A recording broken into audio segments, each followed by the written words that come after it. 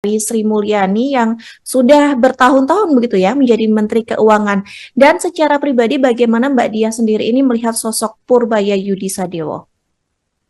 Baik Mbak, Pak Purbaya ini bukan orang baru ya Mbak. Kalau misalnya dilihat dari pemerintahan dan birokrasi Indonesia, sebelumnya beliau juga menjadi Presiden Direktur di Dana Reksa, sebagai ekonomis juga, dan juga beliau juga sebagai Ketua Dewan Komite dan Lembaga Penjamin Simpanan, yang mana bertugas untuk menjaga modal, untuk menjaga stabilitas pasar dan perbankan di Indonesia.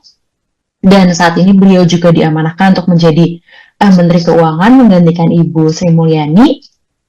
Kita perlu tahu bahwa beliau memang lulusan ITB, tapi setelah saya baca dan juga membaca tesis beliau di Purdue, beliau ini sangat mendalami tentang makroekonomi, terutama foreign direct investment di Indonesia. Dan semoga beliau dapat menjaga perekonomian Indonesia ke depannya dan dapat mengembalikan kepercayaan publik seperti itu, Mbak. Oke, berarti sosok Purbaya Yudi ini bukan orang yang kaleng-kaleng begitu ya Mbak, kalau dibilang untuk menangani ataupun menjadi Menteri Keuangan menggantikan Sri Mulyani? Beliau bisa diperhitungkan, Mbak, dengan jejak rekam langkahnya selama ini.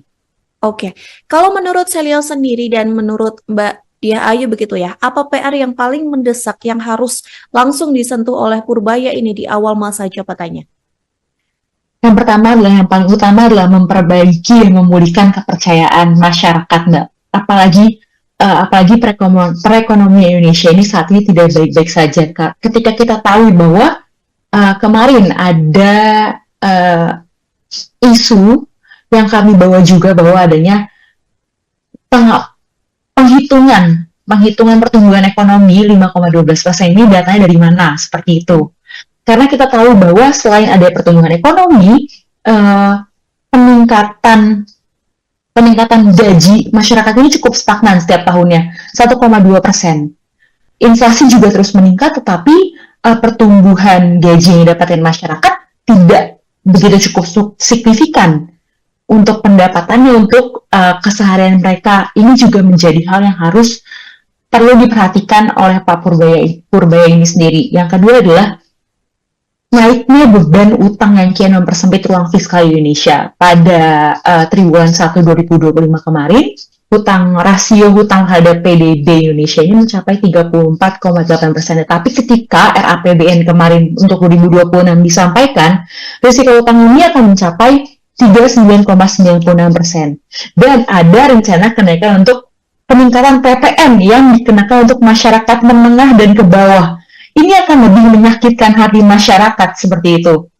Oleh karena itu, Selios dan teman-teman semua ini mendesak pemerintah untuk tax the rich, untuk mengenakan pajak orang terkaya di Indonesia. Ada 25 orang terkaya di Indonesia, yang mana apabila kita kenakan 2% saja nih Mbak untuk pajak kekayaannya, ini tuh sama saja kita akan mendapatkan potensi pajak yang akan lebih besar lagi, karena 50 orang terkaya di Indonesia ini setara dengan kekayaan 50 juta orang di Indonesia. Ini juga yang harus diperhatikan oleh Pak Menteri saat ini. Jangan hanya memaksakan pajak ke orang masyarakat menengah dan ke bawah yang semakin mencekik kita semua, tetapi bagaimana juga harus mengenakan pajak-pajak bagi orang terkaya di Indonesia. Seperti itu, Mbak.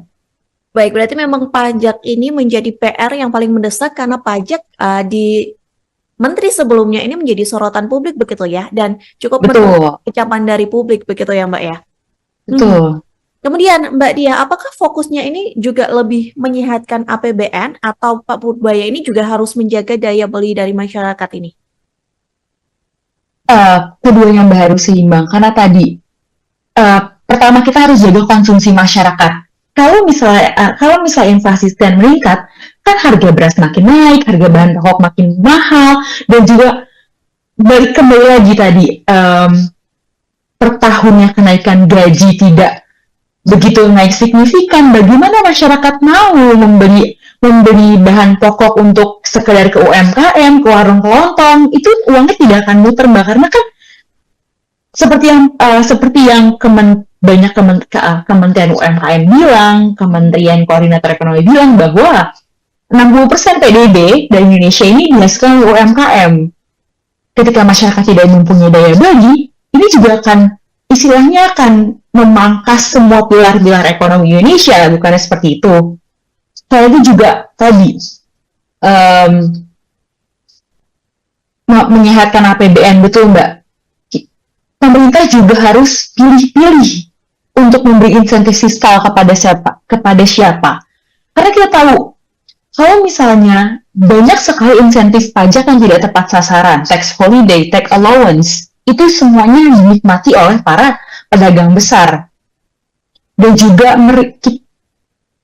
kembali lagi, harus direview kembali program-program yang tidak masuk akal, seperti halnya MBG, yang mencakup 44% anggaran pendidikan, dan juga koperasi merah putih yang sudah ada, tetapi juga potensi kehilangan PDB-nya itu hingga 10 triliun loh Mbak, seperti itu. Baik, Mbak Diah, Menteri Keuangan sebelumnya, ini Sri Mulyani begitu ya, menuai kritik soal kebijakan pajak begitu. Menurut dari Mbak Diah sendiri, reformasi pajak dan birokrasi keuangan, seberapa realistis ini bisa dijalankan di bawah kepemimpinannya?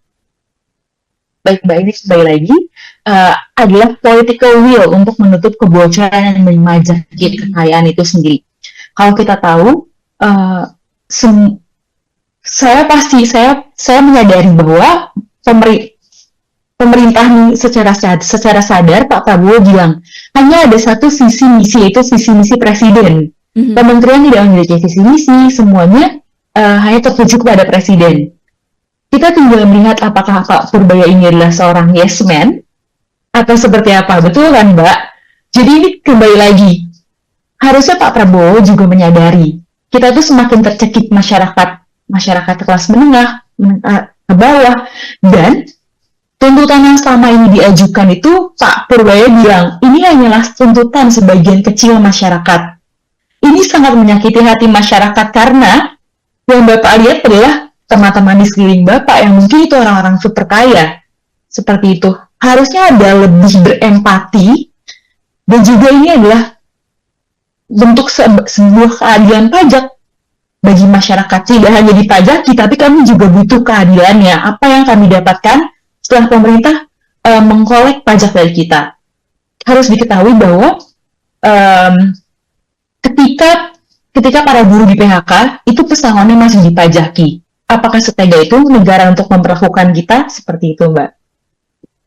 Baik, Mbak Diah, kemarin kan Pak Purbaya gitu ya, mengatakan bahwa dirinya mampu ataupun cukup untuk kapabilitas ataupun mumpuni begitu untuk membawa Indonesia menjadi lebih baik, menjadi Menteri Keuangan begitu. Tapi beberapa pakar ataupun pihak juga menyoroti bahwa kepercayaan diri dari Purbaya ini justru akan membuat Indonesia hancur di mata negara-negara lain. Bagaimana Mbak Diah menanggapi hal itu, terutama di sisi ekonomi ya?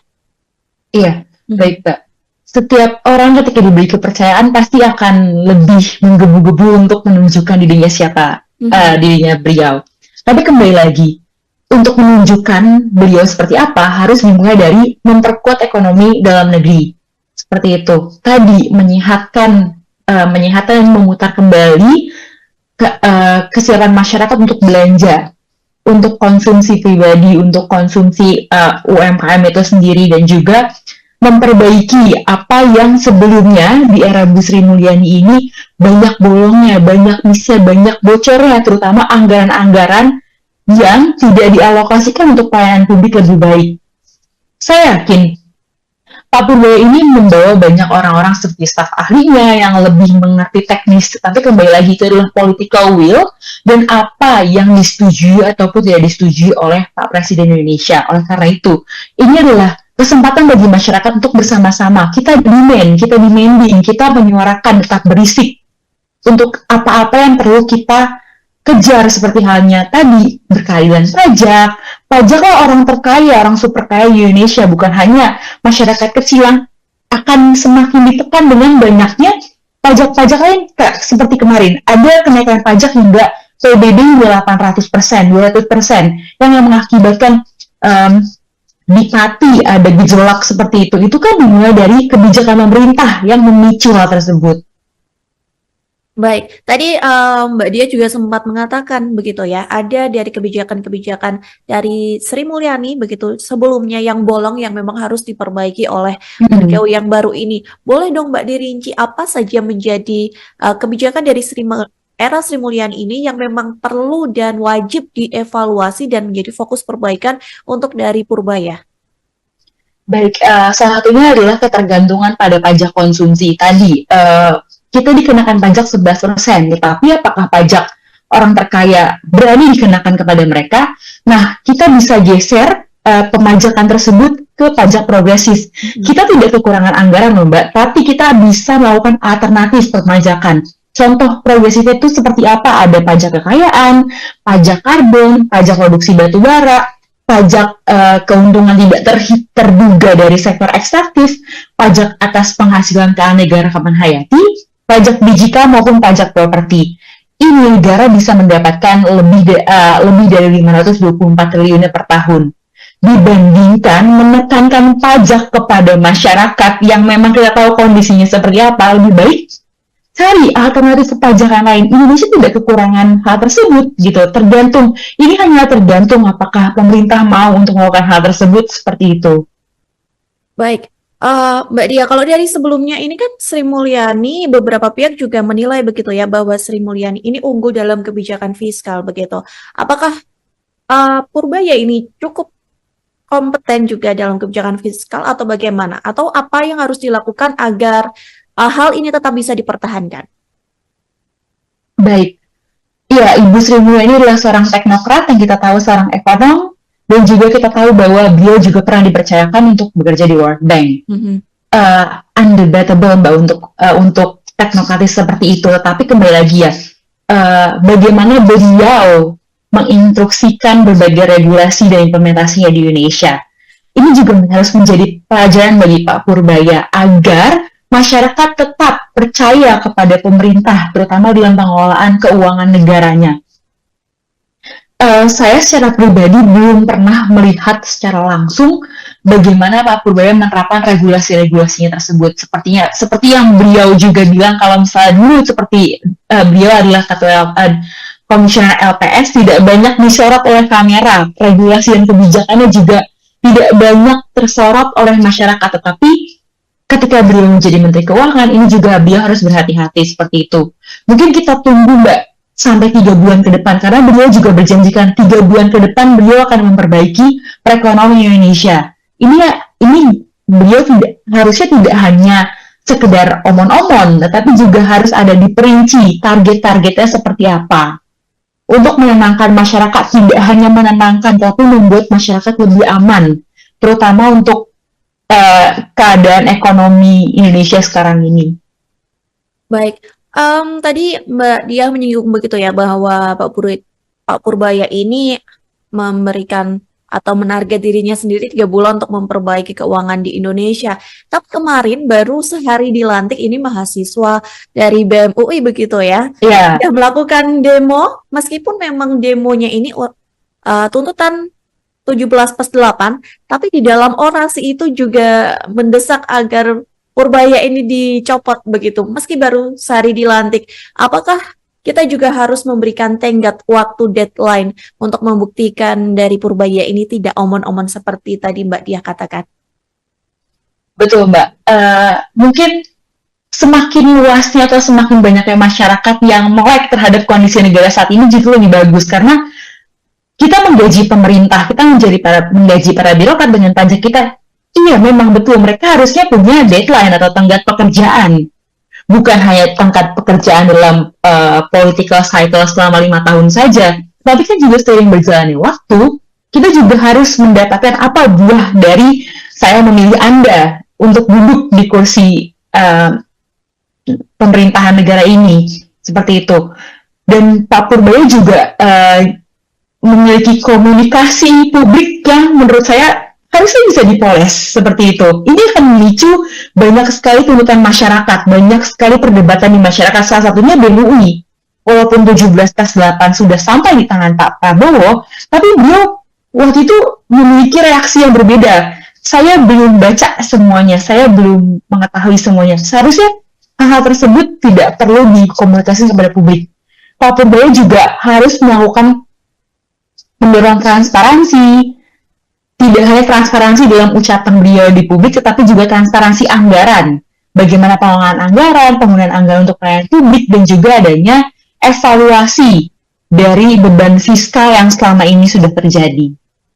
Baik, soal tuntutan 17+8 juga kemarin yang menjadi poin penting ataupun poin yang disorot oleh publik adalah soal tunjangan DPR, begitu ya? Betul. Yang mana juga itu mengarahnya kepada Menteri Keuangan. Bagaimana Mbak Dia sendiri melihat tunjangan fantastis dari DPR ini dan bagaimana peran serta Purbaya yang baru saja menjabat menjadi Menteri Keuangan ini untuk menyelesaikan persoalan tunjangan tersebut? Betul, Mbak. Ketika kita tahu bahwa tunjangan DPR ini sangat fantastis dan bisa mereka membawa pulang lebih dari 108 juta dan take home pay-nya sampai 58 juta, dan bahkan sudah direvisi, take home pay-nya pun 68 juta. Bahkan ada beberapa tunjangan yang ikut naik. Dan bahkan ada indikator-indikator yang sebelumnya tidak ada tapi tiba-tiba muncul. Ada seperti tunjangan kehormatan, hormat seperti apa yang harus ditunjangi, seperti itu ada peningkatan komunikasi publik, tetapi komunikasinya justru masih dipertanyakan. Pak Purbaya juga harus secara tegas dan cepat untuk mencabut fasilitas PPh 21, yang mana PPh 21 ini mengcover adanya pajak bagi DPR dan pejabatnya, jadi mereka tidak membayar pajak. Seperti itu. Ini yang harus dilakukan Pak Purbaya, cabut fasilitas tersebut, biar mereka bayar pajak. Seperti yang tadi saya sudah sebutkan bahwa buruh yang kena PHK saat ini pun pesangonnya masih dipajaki. Sejak tahun 2024 hingga tahun 2025 ini, PHK meningkat cukup tajam dan adanya perbedaan data dari Kementerian Ketenagakerjaan dengan data dari organisasi itu beda. Lebih banyak PHK yang terrecord oleh organisasi dari pekerja buruh Indonesia. Ini yang harus dilakukan oleh Pak Purbaya, cabut fasilitas PPh 21 tersebut agar para DPR dan pejabat bayar pajak sesuai dengan pajak kekayaan progresif, seperti itu. Baik, Mbak Dia, bagaimana soal tantangan Menteri Keuangan begitu ya, ketika mereka harus menyeimbangkan anggaran subsidi energi dan program untuk perlindungan sosial? Baik, Mbak, keduanya ini harus berjalan untuk selalu berjalan beriringan. Kita tahu bahwa banyak sekali program-program pelayanan publik atau proyek-proyek yang baru di kepemimpinan Pak Prabowo ini yang kurang teknokratis dan tidak berbasis bukti dan bisa dialihkan untuk subsidi tadi untuk subsidi sosial maupun energi. Seperti contoh, kita tahu bahwa tadi adanya produksi batubara yang besar di Indonesia. Itu bisa kita kenakan pajak untuk subsidi energi Indonesia. Seperti halnya pensiun dini PLTU batubara, itu juga bisa kita kalkulasikan penerimaan negaranya berapa dan keuntungannya seperti apa. Jadi itu akan menutup pajak-pajak yang seharusnya dipajakan tadi untuk pada masyarakat, untuk menaikkan pajak hingga 12% ke masyarakat. Itu bisa menjadi salah satu pajak alternatif yang diterapkan di Indonesia, Mbak. Oke, kalau soal langkah cermat yang sekiranya bisa diambil oleh Purbaya untuk melakukan reformasi subsidi agar lebih tepat sasaran, bagaimana menurut Mbak Dia? Baik, Mbak. Satu, kelemahan Indonesia, walaupun sudah ada satu data platform oleh Bappenas, kita tetap saja tidak memiliki satu data yang benar-benar satu data antar lintas kementerian. Pak Purbaya harus mengaudit kebocoran data tersebut, targeting sudah sesuai atau belum, dengan adanya matching data lintas kementerian, Mbak. Reformasi subsidi ini bukan hanya sekedar sebagai kewajiban memberikan bagi mereka yang tidak bisa atau berada di bawah garis kemiskinan, tapi juga bagaimana untuk memeratakan, memberikan keadilan. Karena banyak sekali misal keluarganya Pak Kades dapat juga karena beliau bisa memasukkan kuotanya. Ini kan karena tidak adanya matching data dan juga updating data secara langsung. Dibandingkan untuk alokasi dananya untuk proyek-proyek yang tidak langsung terjun ke masyarakat, pelayanan publik yang belum tentu ada hasilnya dan evidence base-nya belum dipertanyakan, bagaimana kalau misalnya kita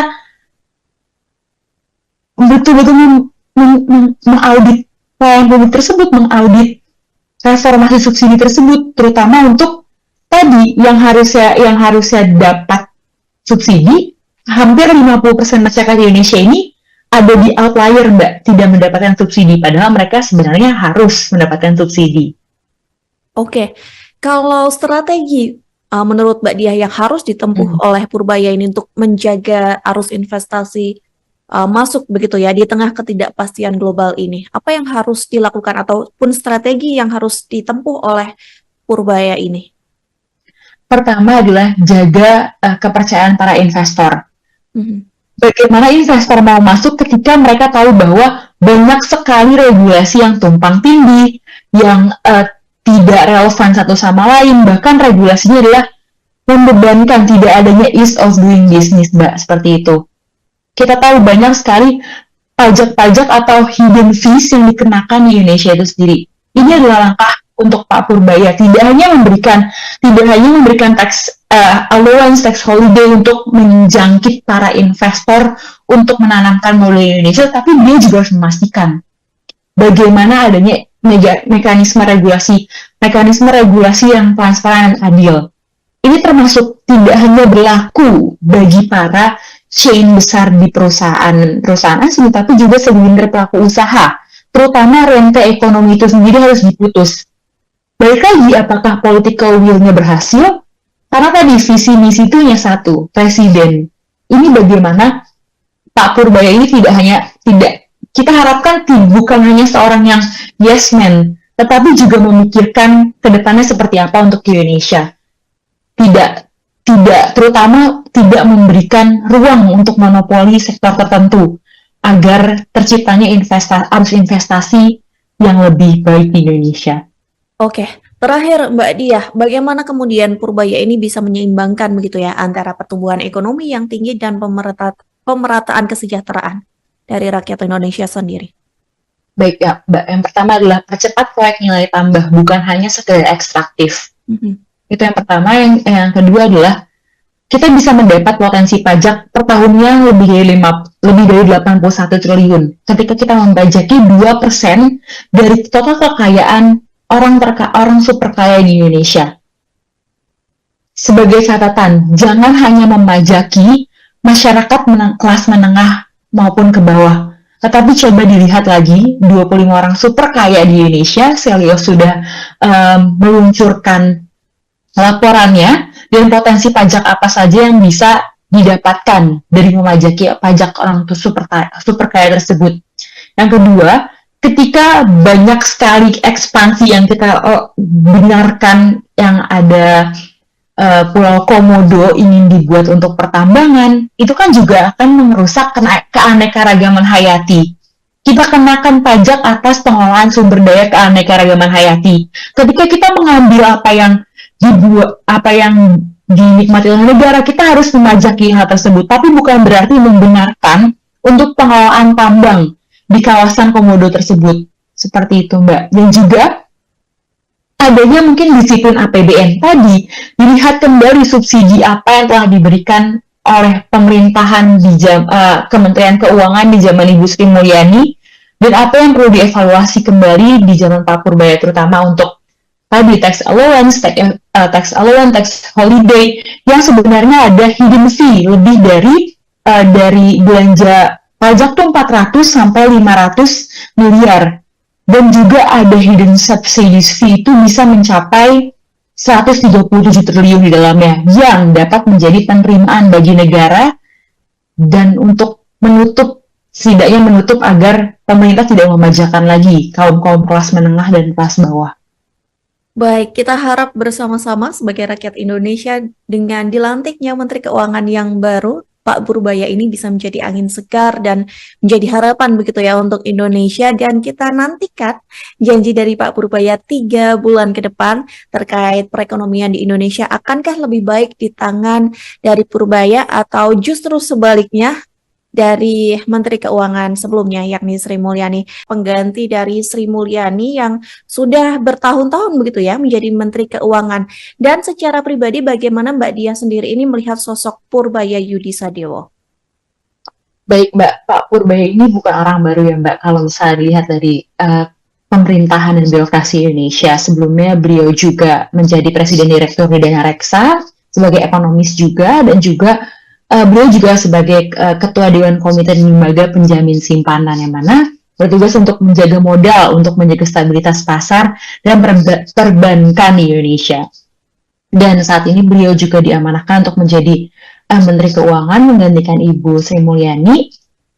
Kita perlu tahu bahwa beliau memang lulusan ITB, tapi setelah saya baca dan juga membaca tesis beliau di Purdue, beliau ini sangat mendalami tentang makroekonomi, terutama foreign direct investment di Indonesia, dan semoga beliau dapat menjaga perekonomian Indonesia ke depannya dan dapat mengembalikan kepercayaan publik seperti itu, Mbak.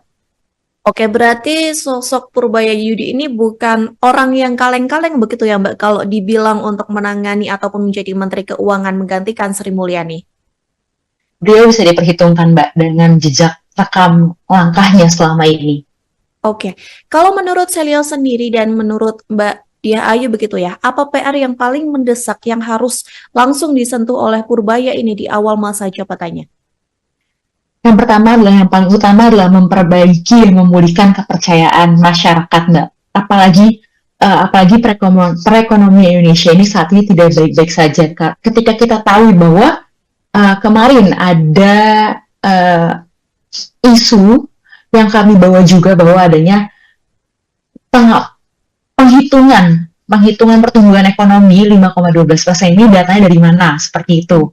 Karena kita tahu bahwa selain ada pertumbuhan ekonomi, peningkatan gaji masyarakat ini cukup stagnan setiap tahunnya, 1,2%.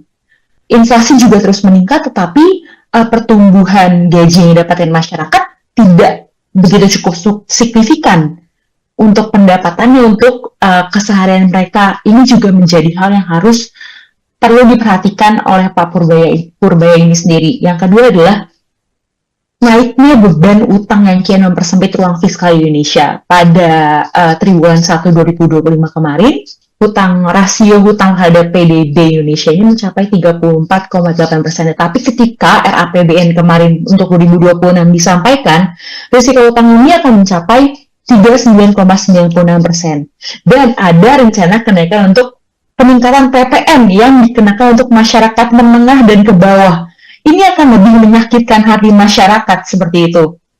Oleh karena itu, Selios dan teman-teman semua ini mendesak pemerintah untuk tax the rich, untuk mengenakan pajak orang terkaya di Indonesia. Ada 25 orang terkaya di Indonesia, yang mana apabila kita kenakan 2% saja nih Mbak untuk pajak kekayaannya, ini tuh sama saja kita akan mendapatkan potensi pajak yang akan lebih besar lagi, karena 50 orang terkaya di Indonesia ini setara dengan kekayaan 50 juta orang di Indonesia.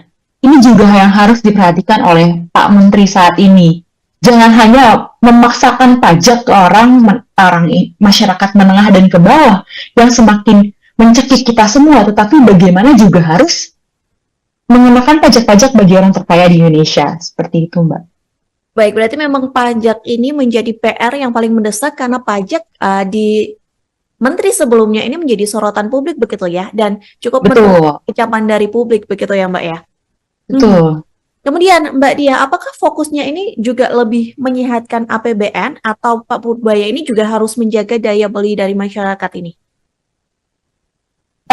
Keduanya Mbak harus seimbang, karena tadi pertama kita harus jaga konsumsi masyarakat. Kalau misalnya inflasi sedang meningkat, kan harga beras makin naik, harga bahan pokok makin mahal, dan juga kembali lagi tadi per tahunnya kenaikan gaji tidak begitu naik signifikan, bagaimana masyarakat mau memberi bahan pokok untuk sekedar ke UMKM, ke warung kelontong, itu uangnya tidak akan muter, Mbak, karena kan seperti yang Kementerian UMKM bilang, Kementerian Koordinator Ekonomi bilang bahwa 60% PDB dari Indonesia ini dihasilkan oleh UMKM.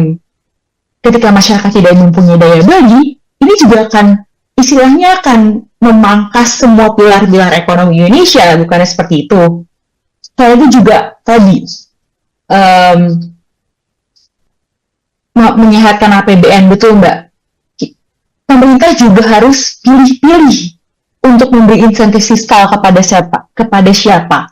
Karena kita tahu, kalau misalnya banyak sekali insentif pajak yang tidak tepat sasaran, tax holiday, tax allowance, itu semuanya dinikmati oleh para pedagang besar. Dan juga kembali lagi, harus direview kembali program-program yang tidak masuk akal, seperti halnya MBG, yang mencakup 44% anggaran pendidikan, dan juga koperasi merah putih yang sudah ada, tetapi juga potensi kehilangan PDB-nya itu hingga 10 triliun loh, Mbak, seperti itu. Baik, Mbak Diah, Menteri Keuangan sebelumnya, ini Sri Mulyani begitu ya, menuai kritik soal kebijakan pajak begitu. Menurut dari Mbak Diah sendiri, reformasi pajak dan birokrasi keuangan, seberapa realistis ini bisa dijalankan di bawah kepemimpinannya? Baik, Mbak, ini sekali lagi adalah political will untuk menutup kebocoran dan memajaki kekayaan itu sendiri. Kalau kita tahu, saya menyadari bahwa pemerintah secara sadar, Pak Prabowo bilang hanya ada satu visi misi, yaitu visi misi presiden. Kementerian tidak memiliki visi misi, semuanya hanya tertuju kepada presiden.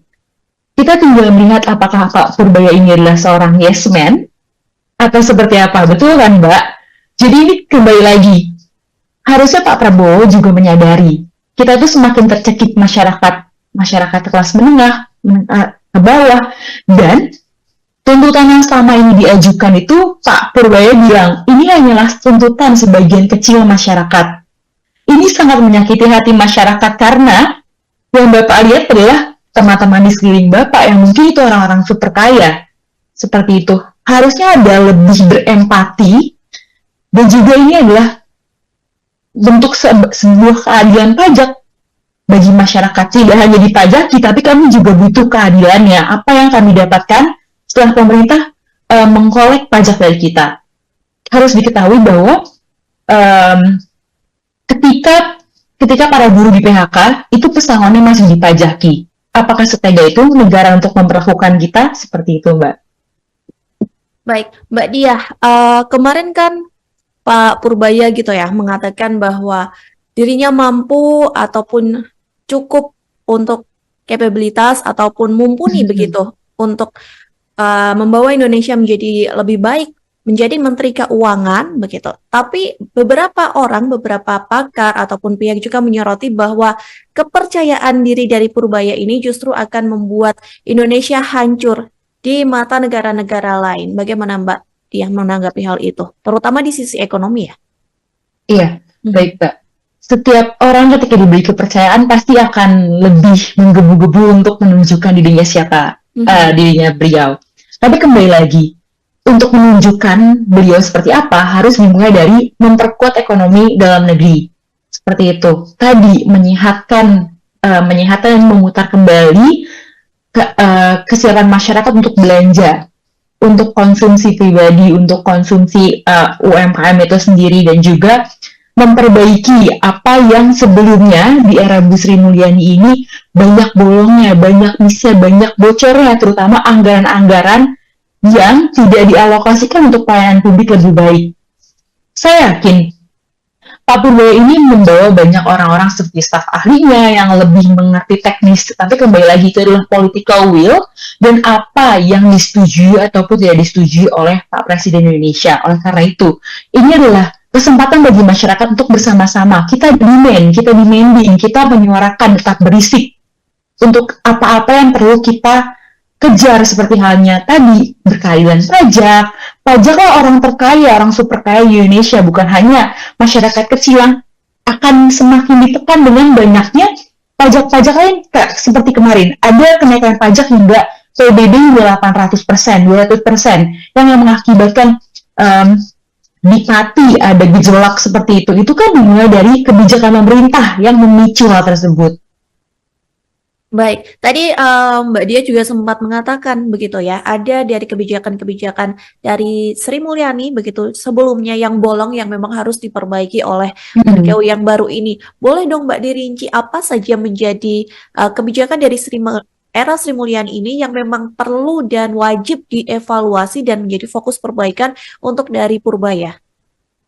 Baik, salah satunya adalah ketergantungan pada pajak konsumsi tadi.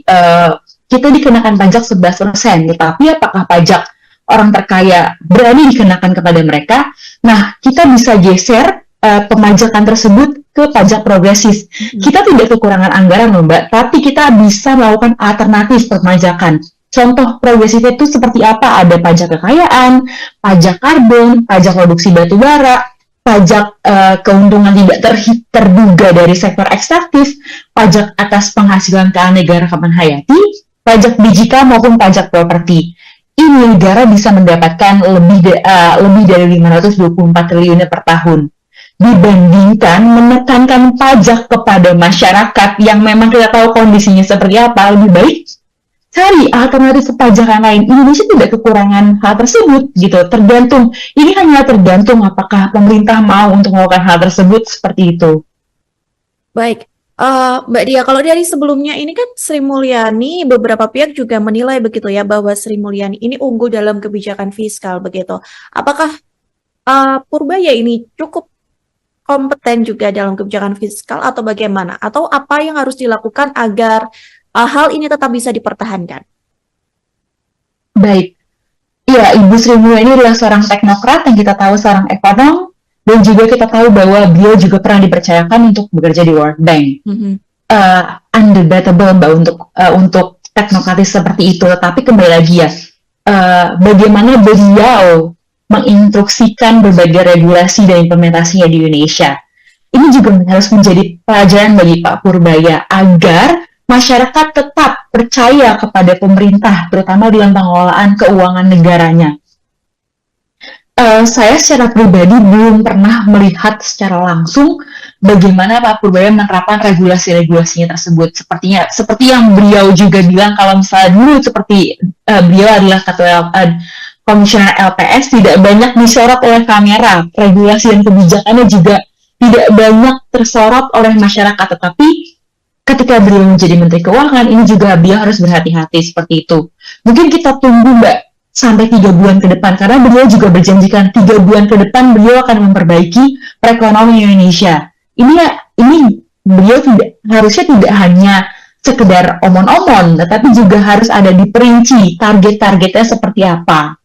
Untuk menenangkan masyarakat, tidak hanya menenangkan, tapi membuat masyarakat lebih aman, terutama untuk keadaan ekonomi Indonesia sekarang ini. Baik. Tadi Mbak Dia menyinggung begitu ya bahwa Pak Purbaya ini memberikan atau menarget dirinya sendiri 3 bulan untuk memperbaiki keuangan di Indonesia. Tapi kemarin baru sehari dilantik ini mahasiswa dari BEM UI begitu ya, yang melakukan demo, meskipun memang demonya ini tuntutan 17+8, tapi di dalam orasi itu juga mendesak agar Purbaya ini dicopot begitu, meski baru sehari dilantik. Apakah kita juga harus memberikan tenggat waktu deadline untuk membuktikan dari Purbaya ini tidak omon-omon seperti tadi Mbak Dia katakan? Betul Mbak. Mungkin semakin luasnya atau semakin banyaknya masyarakat yang melek terhadap kondisi negara saat ini justru lebih bagus, karena kita menggaji pemerintah, kita menggaji para birokrat dengan pajak kita. Iya, memang betul. Mereka harusnya punya deadline atau tenggat pekerjaan. Bukan hanya tenggat pekerjaan dalam political cycle selama 5 tahun saja. Tapi kan juga seiring berjalannya waktu, kita juga harus mendapatkan apa buah dari saya memilih Anda untuk duduk di kursi pemerintahan negara ini. Seperti itu. Dan Pak Purbaya juga memiliki komunikasi publik yang menurut saya harusnya bisa dipoles seperti itu. Ini akan memicu banyak sekali tuntutan masyarakat, banyak sekali perdebatan di masyarakat, salah satunya BEM UI.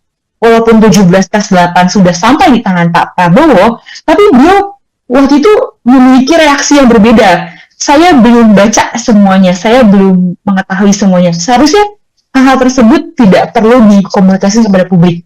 Pak Purbaya juga harus melakukan mendorong transparansi, tidak hanya transparansi dalam ucapan beliau di publik, tetapi juga transparansi anggaran.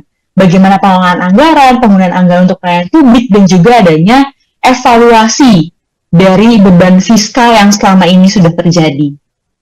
Baik, soal tuntutan 17/8 juga kemarin yang menjadi poin penting ataupun poin yang disorot oleh publik adalah soal tunjangan DPR, begitu ya? Betul. Yang mana juga itu mengarahnya kepada Menteri Keuangan. Bagaimana Mbak Dia sendiri melihat tunjangan fantastis dari DPR ini dan bagaimana peran serta Purbaya yang baru saja menjabat menjadi Menteri Keuangan ini untuk menyelesaikan persoalan tunjangan tersebut? Betul, Mbak.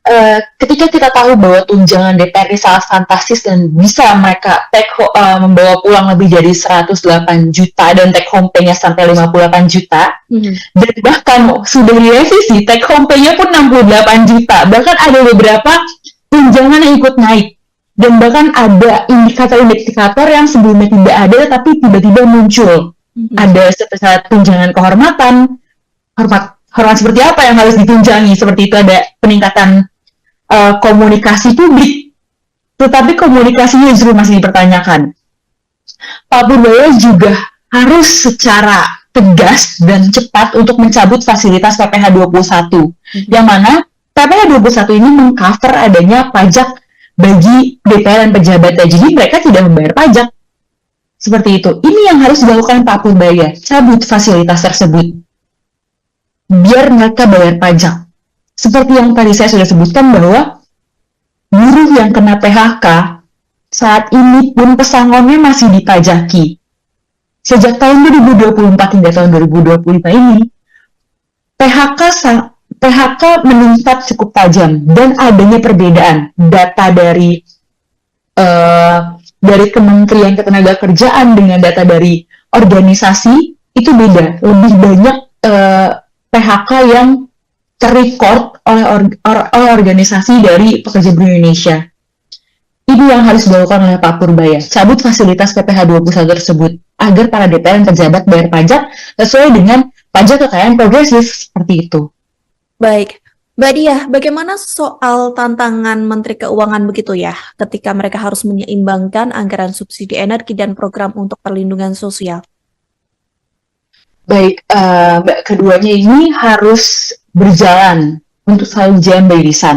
Kita tahu bahwa banyak sekali program-program pelayanan publik atau proyek-proyek yang baru di kepemimpinan Pak Prabowo ini yang kurang teknokratis dan tidak berbasis bukti dan bisa dialihkan untuk subsidi tadi, untuk subsidi sosial maupun energi. Seperti contoh, kita tahu bahwa tadi adanya produksi batubara yang besar di Indonesia. Itu bisa kita kenakan pajak untuk subsidi energi Indonesia. Seperti halnya pensiun dini PLTU batubara, itu juga bisa kita kalkulasikan penerimaan negaranya berapa dan keuntungannya seperti apa. Jadi itu akan menutup pajak-pajak yang seharusnya dipajakan tadi untuk pada masyarakat, untuk menaikkan pajak hingga 12% ke masyarakat. Itu bisa menjadi salah satu pajak alternatif yang diterapkan di Indonesia, Mbak. Oke, kalau soal langkah cermat yang sekiranya bisa diambil oleh Purbaya untuk melakukan reformasi subsidi agar lebih tepat sasaran, bagaimana menurut Mbak Dia?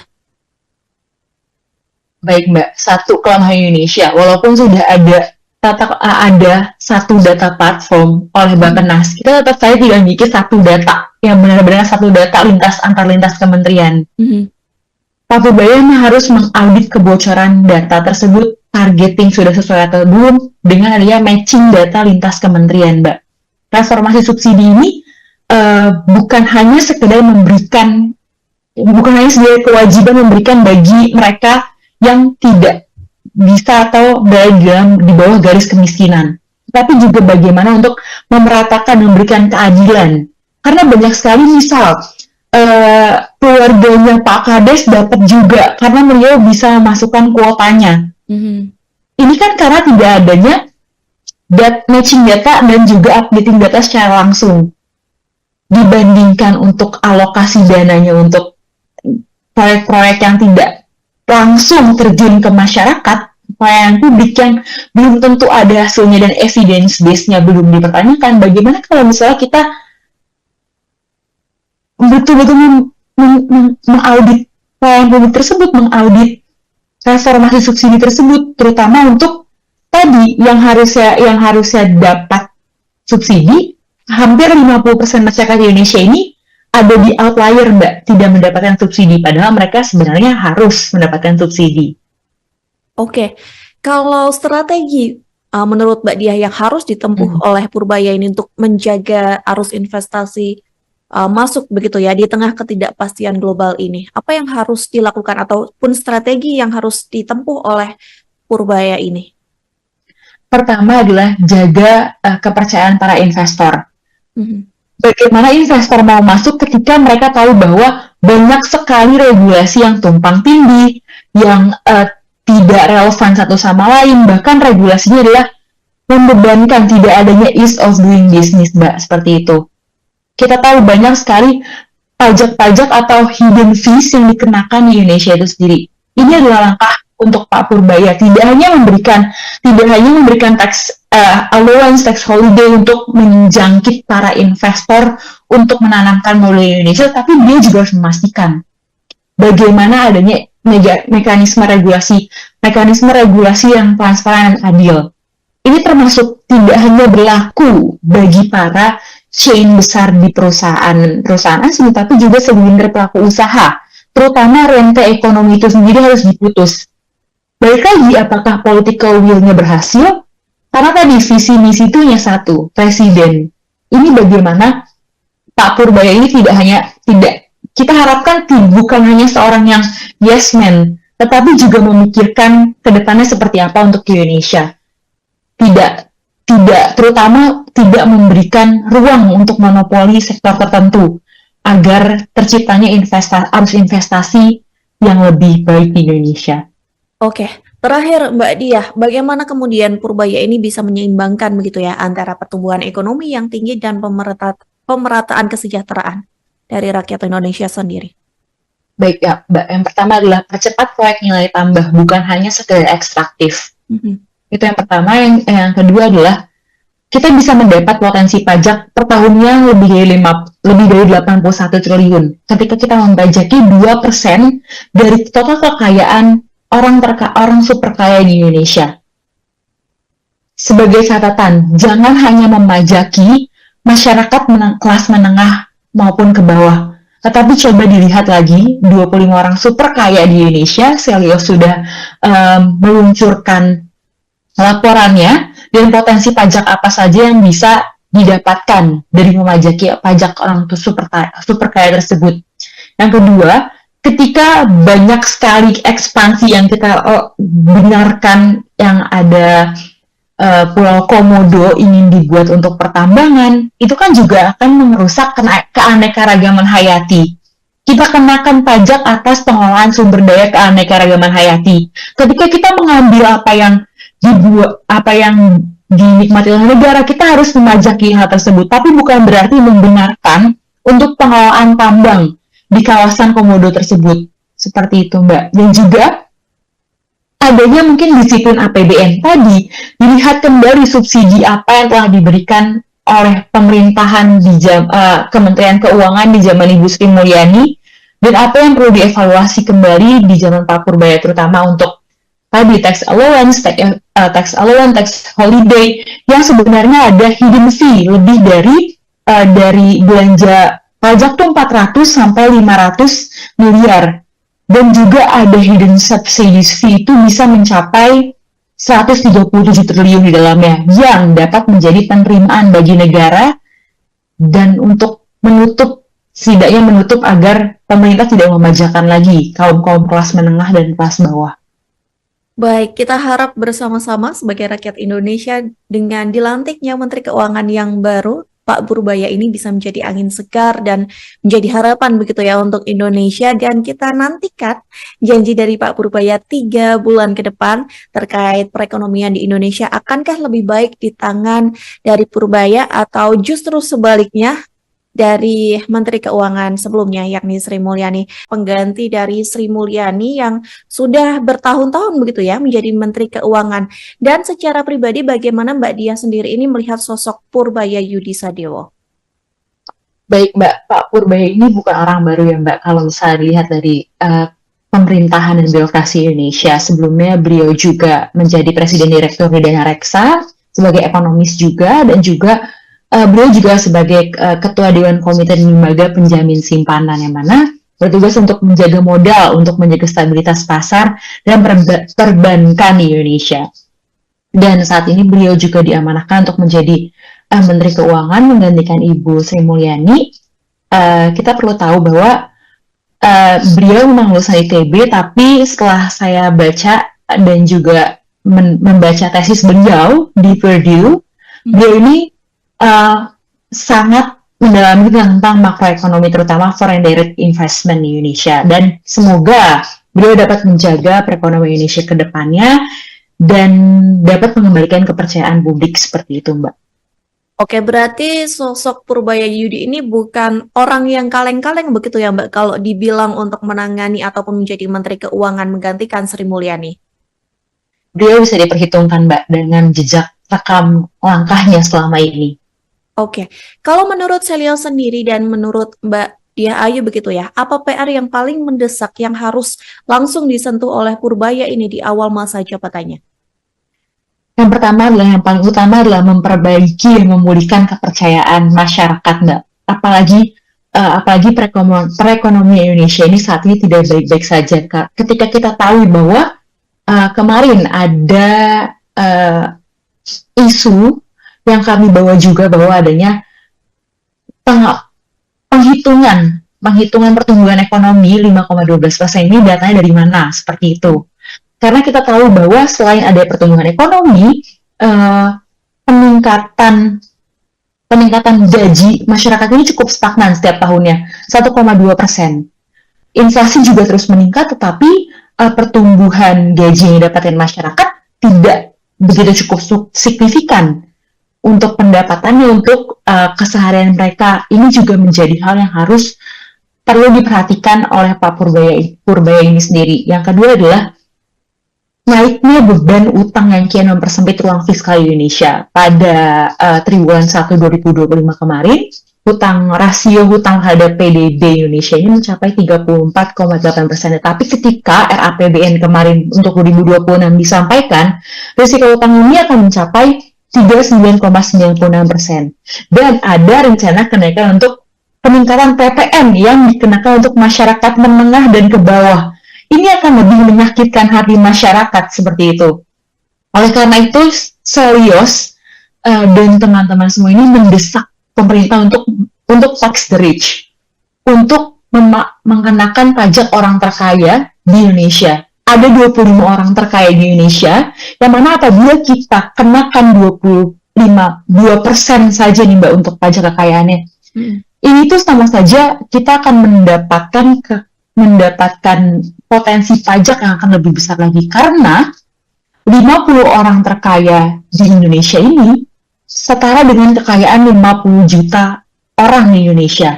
Ini juga yang harus diperhatikan oleh Pak Menteri saat ini. Jangan hanya memaksakan pajak ke orang masyarakat menengah dan ke bawah yang semakin mencekik kita semua, tetapi bagaimana juga harus mengenakan pajak-pajak bagi orang terkaya di Indonesia. Seperti itu, Mbak.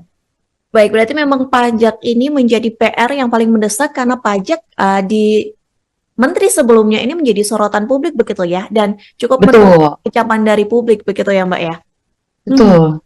Kemudian Mbak Dia, apakah fokusnya ini juga lebih menyehatkan APBN atau Pak Purbaya ini juga harus menjaga daya beli dari masyarakat ini? Keduanya Mbak harus seimbang, karena tadi pertama kita harus jaga konsumsi masyarakat.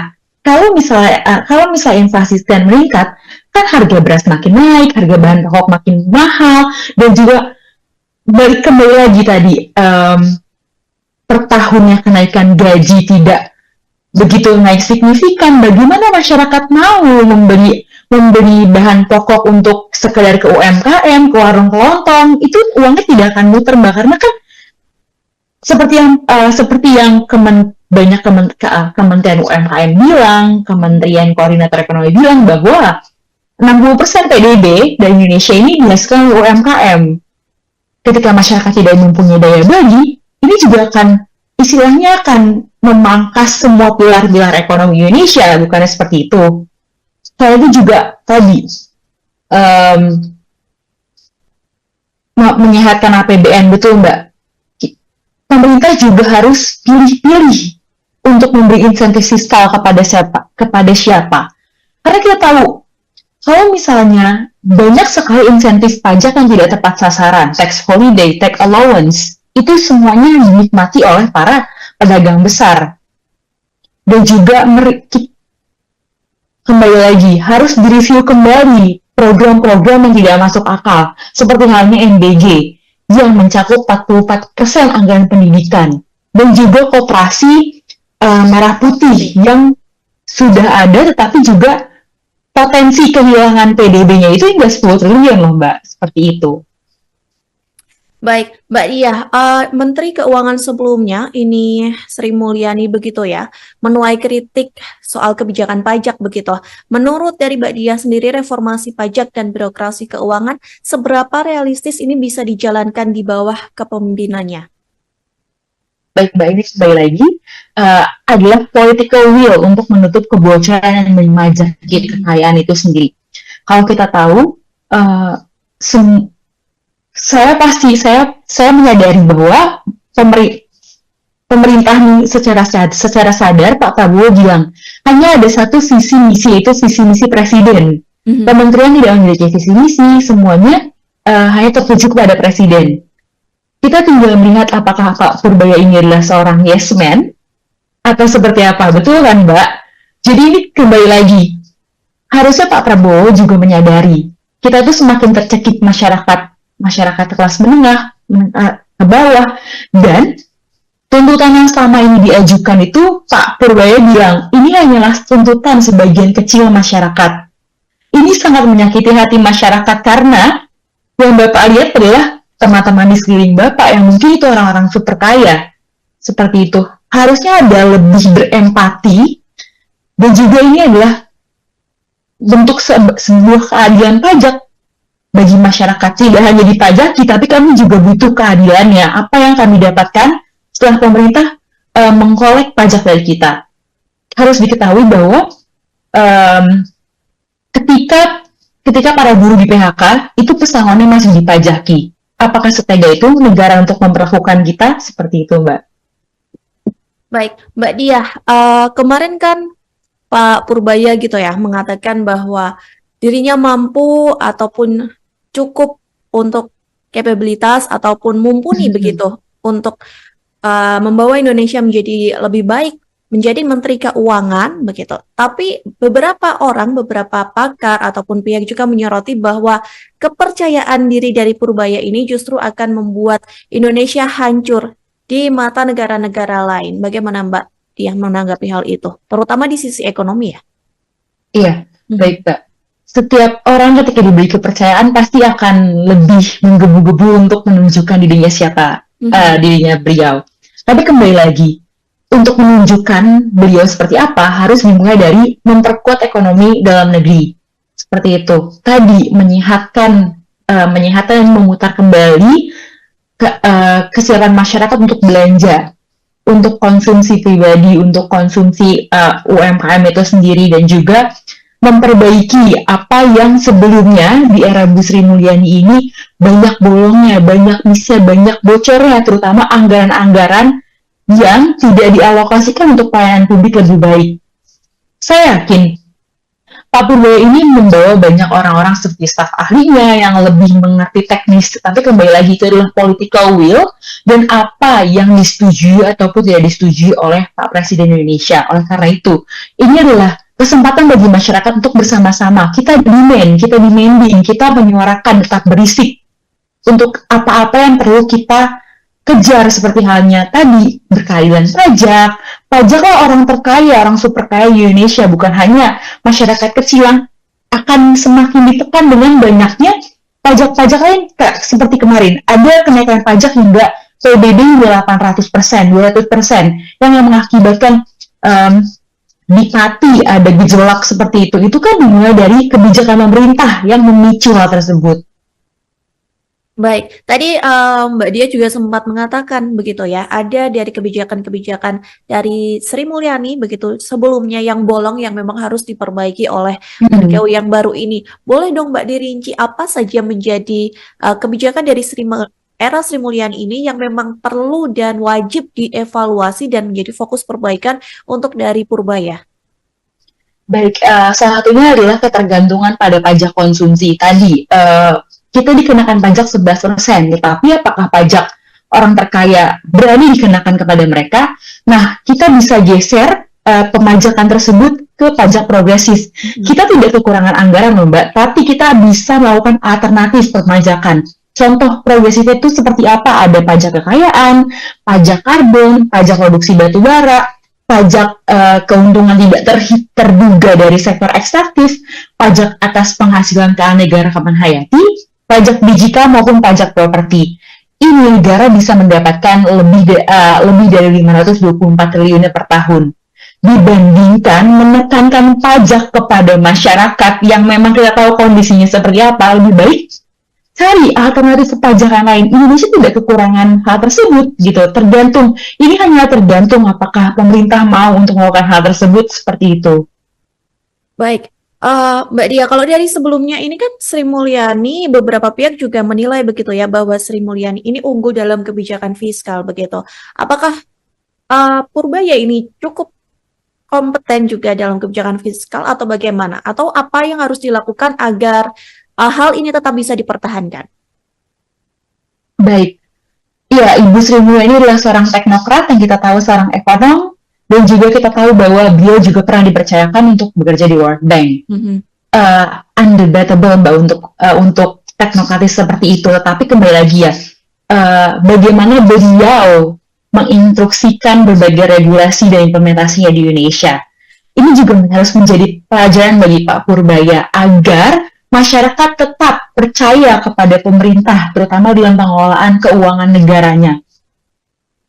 Saya secara pribadi belum pernah melihat secara langsung bagaimana Pak Purbaya menerapkan regulasi-regulasinya tersebut. Seperti yang beliau juga bilang, kalau misalnya dulu seperti beliau adalah ketua komisioner LPS, tidak banyak disorot oleh kamera. Regulasi dan kebijakannya juga tidak banyak tersorot oleh masyarakat. Tetapi ketika beliau menjadi Menteri Keuangan, ini juga beliau harus berhati-hati seperti itu. Mungkin kita tunggu Mbak sampai 3 bulan ke depan, karena beliau juga berjanjikan 3 bulan ke depan beliau akan memperbaiki perekonomian Indonesia. Ini beliau harusnya tidak hanya sekedar omong-omong, tetapi juga harus ada diperinci target-targetnya seperti apa. Untuk menenangkan masyarakat, tidak hanya menenangkan, tapi membuat masyarakat lebih aman, terutama untuk keadaan ekonomi Indonesia sekarang ini. Baik. Tadi Mbak Dia menyinggung begitu ya bahwa Pak Purbaya ini memberikan atau menarget dirinya sendiri 3 bulan untuk memperbaiki keuangan di Indonesia. Tapi kemarin baru sehari dilantik ini mahasiswa dari BEM UI begitu ya, yang melakukan demo, meskipun memang demonya ini tuntutan 17+8, tapi di dalam orasi itu juga mendesak agar Purbaya ini dicopot begitu, meski baru sehari dilantik. Apakah kita juga harus memberikan tenggat waktu deadline untuk membuktikan dari Purbaya ini tidak omon-omon seperti tadi Mbak Dia katakan? Betul Mbak. Mungkin semakin luasnya atau semakin banyaknya masyarakat yang melek terhadap kondisi negara saat ini justru lebih bagus, karena kita menggaji pemerintah, kita menggaji para birokrat dengan pajak kita. Iya, memang betul. Mereka harusnya punya deadline atau tenggat pekerjaan. Bukan hanya tenggat pekerjaan dalam political cycle selama 5 tahun saja. Tapi kan juga seiring berjalannya waktu, kita juga harus mendapatkan apa buah dari saya memilih Anda untuk duduk di kursi pemerintahan negara ini, seperti itu. Dan Pak Purbaya juga memiliki komunikasi publik yang menurut saya harusnya bisa dipoles seperti itu. Ini akan memicu banyak sekali tuntutan masyarakat, banyak sekali perdebatan di masyarakat, salah satunya BEM UI. Walaupun 17+8 sudah sampai di tangan Pak Prabowo, tapi beliau waktu itu memiliki reaksi yang berbeda. Saya belum baca semuanya, saya belum mengetahui semuanya. Seharusnya hal-hal tersebut tidak perlu dikomunikasikan kepada publik. Pak Purbaya juga harus melakukan mendorong transparansi, tidak hanya transparansi dalam ucapan beliau di publik, tetapi juga transparansi anggaran. Bagaimana pengelolaan anggaran, penggunaan anggaran untuk pelayanan publik, dan juga adanya evaluasi dari beban fiskal yang selama ini sudah terjadi. Baik, soal tuntutan 17+8 juga kemarin yang menjadi poin penting ataupun poin yang disorot oleh publik adalah soal tunjangan DPR, begitu ya? Betul. Yang mana juga itu mengarahnya kepada Menteri Keuangan. Bagaimana Mbak Dia sendiri melihat tunjangan fantastis dari DPR ini dan bagaimana peran serta Purbaya yang baru saja menjabat menjadi Menteri Keuangan ini untuk menyelesaikan persoalan tunjangan tersebut? Betul, Mbak.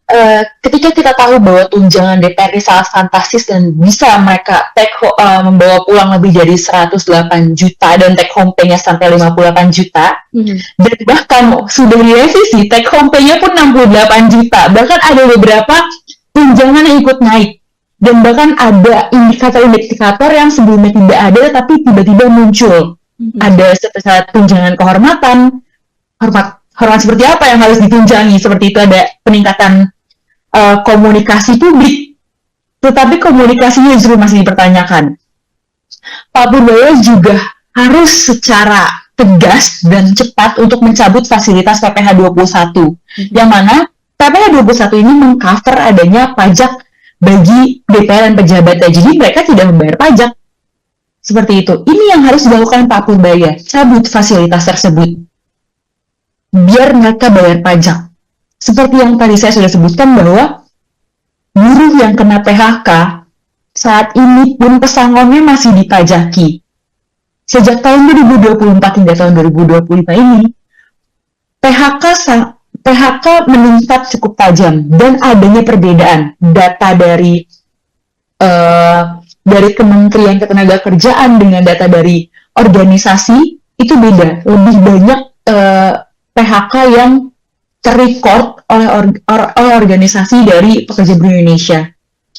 Ini yang harus dilakukan oleh Pak Purbaya, cabut fasilitas PPh 21 tersebut, agar para DPR dan pejabat bayar pajak sesuai dengan pajak kekayaan progresif, seperti itu.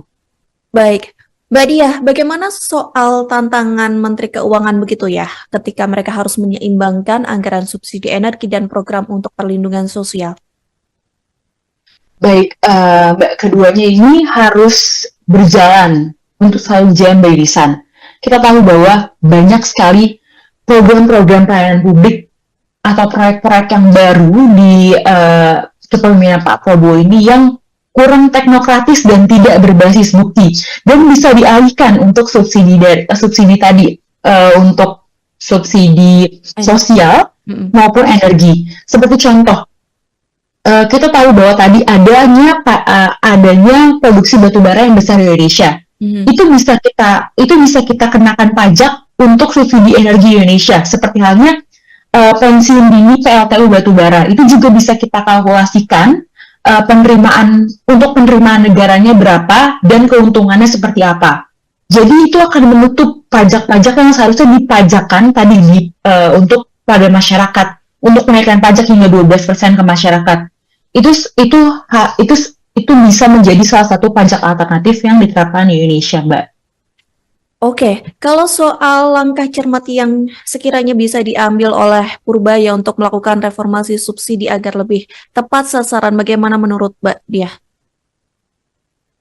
Baik, Mbak. Satu, kelemahan Indonesia, walaupun sudah ada satu data platform oleh Bappenas, kita tetap saja tidak memiliki satu data yang benar-benar satu data antar lintas kementerian. Pak Purbaya harus mengaudit kebocoran data tersebut, targeting sudah sesuai atau belum, dengan adanya matching data lintas kementerian, Mbak. reformasi subsidi ini bukan hanya sekedar bukan hanya sebagai kewajiban memberikan bagi mereka yang tidak bisa atau berada di bawah garis kemiskinan, tapi juga bagaimana untuk memeratakan, memberikan keadilan. Karena banyak sekali misal keluarganya Pak Kades dapat juga karena beliau bisa memasukkan kuotanya. Ini kan karena tidak adanya matching data dan juga updating data secara langsung. Dibandingkan untuk alokasi dananya untuk proyek-proyek yang tidak langsung terjun ke masyarakat, pelayanan publik yang belum tentu ada hasilnya dan evidence base-nya belum dipertanyakan, bagaimana kalau misalnya kita betul-betul mengaudit pelayanan publik tersebut, mengaudit reformasi subsidi tersebut, terutama untuk tadi yang harusnya dapat subsidi, hampir 50% masyarakat Indonesia ini ada di outlier, Mbak, tidak mendapatkan subsidi, padahal mereka sebenarnya harus mendapatkan subsidi.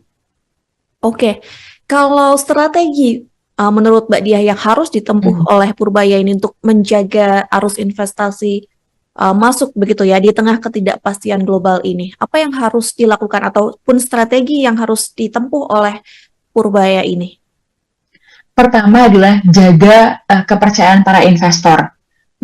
Bagaimana investor mau masuk ketika mereka tahu bahwa banyak sekali regulasi yang tumpang tindih, yang tidak relevan satu sama lain, bahkan regulasinya adalah membebankan, tidak adanya ease of doing business, Mbak, seperti itu. Kita tahu banyak sekali pajak-pajak atau hidden fees yang dikenakan di Indonesia itu sendiri. Ini adalah langkah untuk Pak Purbaya, tidak hanya memberikan tax allowance, tax holiday untuk menjangkit para investor untuk menanamkan modal Indonesia, tapi dia juga harus memastikan bagaimana adanya mekanisme regulasi yang transparan dan adil. Ini termasuk tidak hanya berlaku bagi para chain besar di perusahaan asing, tapi juga segelintir pelaku usaha, terutama rente ekonomi itu sendiri harus diputus. Balik lagi, apakah political will-nya berhasil? Karena tadi visi misi itu hanya satu, presiden. Ini bagaimana Pak Purbaya ini kita harapkan bukan hanya seorang yang yes man, tetapi juga memikirkan ke depannya seperti apa untuk Indonesia. Terutama tidak memberikan ruang untuk monopoli sektor tertentu agar terciptanya arus investasi yang lebih baik di Indonesia. Oke, terakhir Mbak Diah, bagaimana kemudian Purbaya ini bisa menyeimbangkan begitu ya antara pertumbuhan ekonomi yang tinggi dan pemerataan kesejahteraan dari rakyat Indonesia sendiri? Baik ya, Mbak. Yang pertama adalah percepat proyek nilai tambah, bukan hanya sekedar ekstraktif. Itu yang pertama. Yang kedua adalah kita bisa mendapat potensi pajak per tahunnya lebih dari 81 triliun. Ketika kita membajaki 2% dari total kekayaan orang super kaya di Indonesia. Sebagai catatan, jangan hanya memajaki masyarakat kelas menengah maupun ke bawah, tetapi coba dilihat lagi 25 orang super kaya di Indonesia. Selios sudah meluncurkan laporannya dan potensi pajak apa saja yang bisa didapatkan dari memajaki pajak orang super kaya tersebut. Yang kedua, ketika banyak sekali ekspansi yang kita benarkan, yang ada Pulau Komodo ingin dibuat untuk pertambangan, itu kan juga akan merusak keanekaragaman hayati. Kita kenakan pajak atas pengelolaan sumber daya keanekaragaman hayati. Ketika kita mengambil apa yang dinikmati oleh negara, kita harus memajaki hal tersebut. Tapi bukan berarti membenarkan untuk pengelolaan tambang di kawasan Komodo tersebut. Seperti itu, Mbak. Dan juga adanya mungkin disiplin APBN tadi, dilihat kembali subsidi apa yang telah diberikan oleh pemerintahan di Kementerian Keuangan di zaman Ibu Sri Mulyani, dan apa yang perlu dievaluasi kembali di zaman Pak Purbaya, terutama untuk tadi tax allowance, tax holiday, yang sebenarnya ada hidden fee lebih dari belanja pajak tuh 400 sampai 500 miliar. Dan juga ada hidden subsidies fee itu bisa mencapai 137 triliun di dalamnya, yang dapat menjadi penerimaan bagi negara dan untuk setidaknya menutup agar pemerintah tidak memajakan lagi kaum-kaum kelas menengah dan kelas bawah. Baik, kita harap bersama-sama sebagai rakyat Indonesia dengan dilantiknya Menteri Keuangan yang baru, Pak Purbaya ini bisa menjadi angin segar dan menjadi harapan begitu ya untuk Indonesia, dan kita nantikan janji dari Pak Purbaya 3 bulan ke depan terkait perekonomian di Indonesia. Akankah lebih baik di tangan dari Purbaya atau justru sebaliknya dari Menteri Keuangan sebelumnya, yakni Sri Mulyani, pengganti dari Sri Mulyani yang sudah bertahun-tahun begitu ya menjadi Menteri Keuangan. Dan secara pribadi bagaimana Mbak Dia sendiri ini melihat sosok Purbaya Yudi Sadewo? Baik Mbak, Pak Purbaya ini bukan orang baru ya Mbak, kalau misalnya dilihat dari pemerintahan dan birokrasi Indonesia. Sebelumnya beliau juga menjadi Presiden Direktur di Dana Reksa, sebagai ekonomis juga, dan juga beliau juga sebagai Ketua Dewan Komite Lembaga Penjamin Simpanan, yang mana bertugas untuk menjaga modal, untuk menjaga stabilitas pasar dan perbankan di Indonesia. Dan saat ini beliau juga diamanahkan untuk menjadi Menteri Keuangan menggantikan Ibu Sri Mulyani. Kita perlu tahu bahwa beliau memang lulusan ITB, tapi setelah saya baca dan juga membaca tesis beliau di Purdue, beliau ini sangat mendalami tentang makroekonomi, terutama foreign direct investment di Indonesia, dan semoga beliau dapat menjaga perekonomian Indonesia ke depannya dan dapat mengembalikan kepercayaan publik seperti itu, Mbak. Oke, berarti sosok Purbaya Yudi ini bukan orang yang kaleng-kaleng begitu ya Mbak, kalau dibilang untuk menangani ataupun menjadi Menteri Keuangan menggantikan Sri Mulyani. Beliau bisa diperhitungkan, Mbak, dengan jejak rekam langkahnya selama ini. Oke, kalau menurut Selio sendiri dan menurut Mbak Dia Ayu begitu ya, apa PR yang paling mendesak yang harus langsung disentuh oleh Purbaya ini di awal masa jabatannya? Yang pertama adalah, yang paling utama adalah memperbaiki dan memulihkan kepercayaan masyarakat, Mbak. Apalagi perekonomian Indonesia ini saat ini tidak baik-baik saja, Kak. Ketika kita tahu bahwa kemarin ada isu yang kami bawa juga, bahwa adanya penghitungan pertumbuhan ekonomi 5,12%, ini datanya dari mana, seperti itu. Karena kita tahu bahwa selain ada pertumbuhan ekonomi, peningkatan gaji masyarakat ini cukup stagnan setiap tahunnya, 1,2%. Inflasi juga terus meningkat, tetapi pertumbuhan gaji yang didapatkan masyarakat tidak begitu cukup signifikan untuk pendapatannya, untuk keseharian mereka. Ini juga menjadi hal yang perlu diperhatikan oleh Pak Purbaya ini sendiri. Yang kedua adalah naiknya beban utang yang kian mempersempit ruang fiskal Indonesia. Pada triwulan 1 2025 kemarin, rasio hutang terhadap PDB Indonesia ini mencapai 34,8%. Tapi ketika RAPBN kemarin untuk 2026 disampaikan, risiko hutang ini akan mencapai 39,96%. Dan ada rencana kenaikan untuk peningkatan PPN yang dikenakan untuk masyarakat menengah dan ke bawah. Ini akan lebih menyakitkan hati masyarakat seperti itu. Oleh karena itu, Selios dan teman-teman semua ini mendesak pemerintah untuk tax the rich, untuk mengenakan pajak orang terkaya di Indonesia. Ada 25 orang terkaya di Indonesia, yang mana apabila kita kenakan 2% saja nih Mbak untuk pajak kekayaannya, ini tuh sama saja kita akan mendapatkan potensi pajak yang akan lebih besar lagi, karena 50 orang terkaya di Indonesia ini setara dengan kekayaan 50 juta orang di Indonesia. Ini juga yang harus diperhatikan oleh Pak Menteri saat ini. Jangan hanya memaksakan pajak ke orang masyarakat menengah dan ke bawah yang semakin mencekik kita semua, tetapi bagaimana juga harus mengenakan pajak-pajak bagi orang terkaya di Indonesia. Seperti itu, Mbak. Baik, berarti memang pajak ini menjadi PR yang paling mendesak karena pajak di Menteri sebelumnya ini menjadi sorotan publik begitu ya, dan cukup menuai kecaman dari publik begitu ya Mbak ya. Betul. Kemudian Mbak Dia, apakah fokusnya ini juga lebih menyehatkan APBN atau Pak Purbaya ini juga harus menjaga daya beli dari masyarakat ini? keduanya harus seimbang karena tadi pertama kita harus jaga konsumsi masyarakat.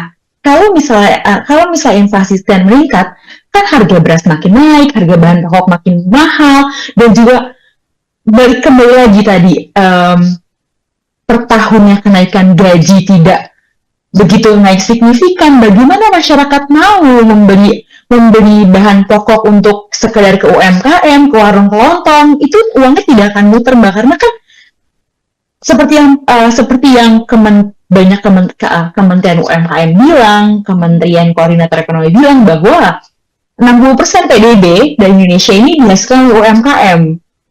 Ketika masyarakat tidak mempunyai daya beli, ini juga istilahnya akan memangkas semua pilar-pilar ekonomi Indonesia, bukannya seperti itu. Selain itu juga tadi menyehatkan APBN, betul Mbak. Pemerintah juga harus pilih-pilih untuk memberi insentif fiskal kepada siapa.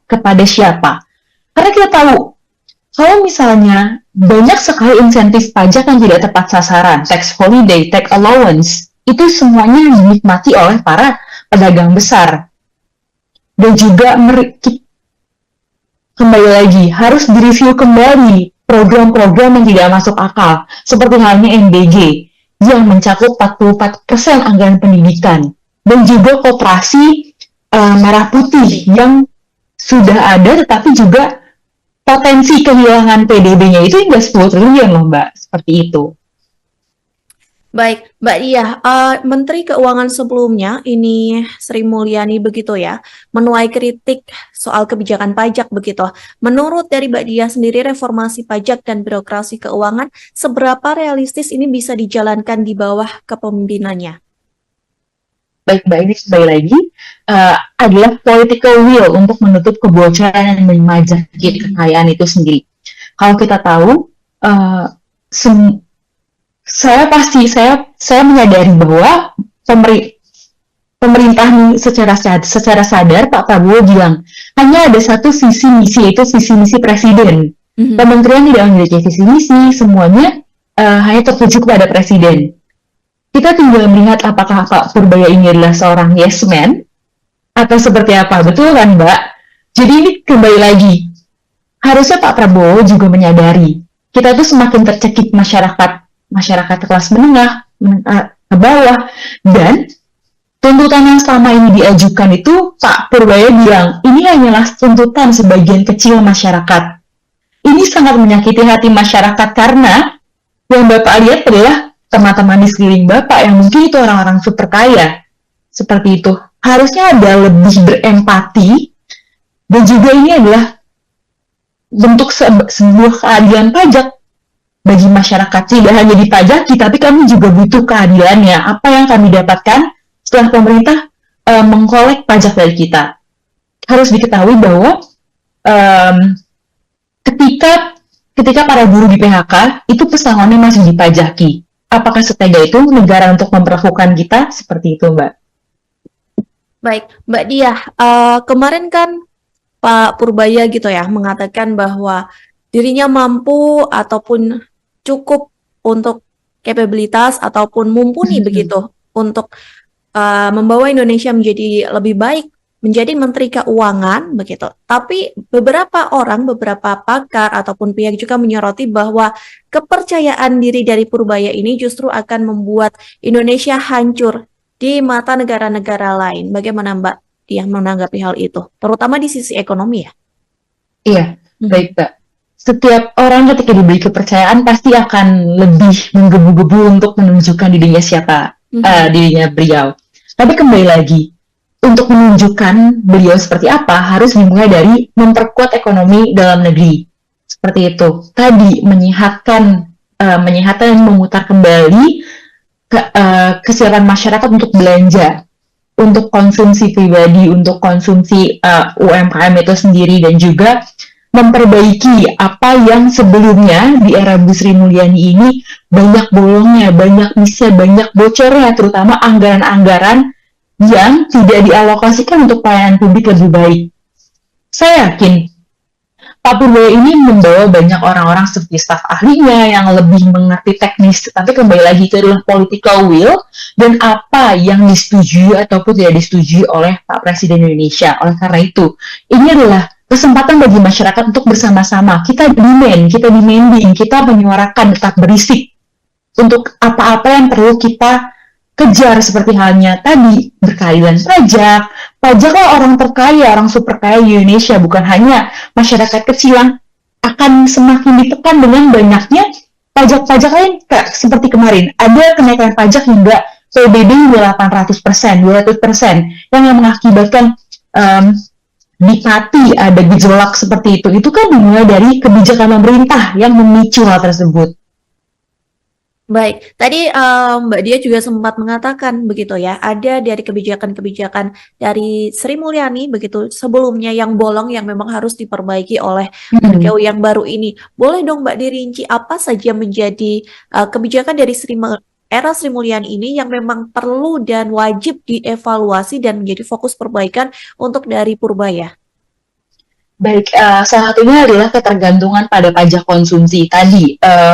Kita dikenakan pajak 11%, tetapi apakah pajak orang terkaya berani dikenakan kepada mereka? Nah, kita bisa geser pemajakan tersebut ke pajak progresif. Kita tidak kekurangan anggaran loh Mbak, tapi kita bisa melakukan alternatif pemajakan. Contoh progresif itu seperti apa? Ada pajak kekayaan, pajak karbon, pajak produksi batu bara, pajak keuntungan tidak terduga dari sektor ekstraktif, pajak atas penghasilan keanekaragaman hayati, pajak digital maupun pajak properti. Ini negara bisa mendapatkan lebih dari 524 triliun per tahun.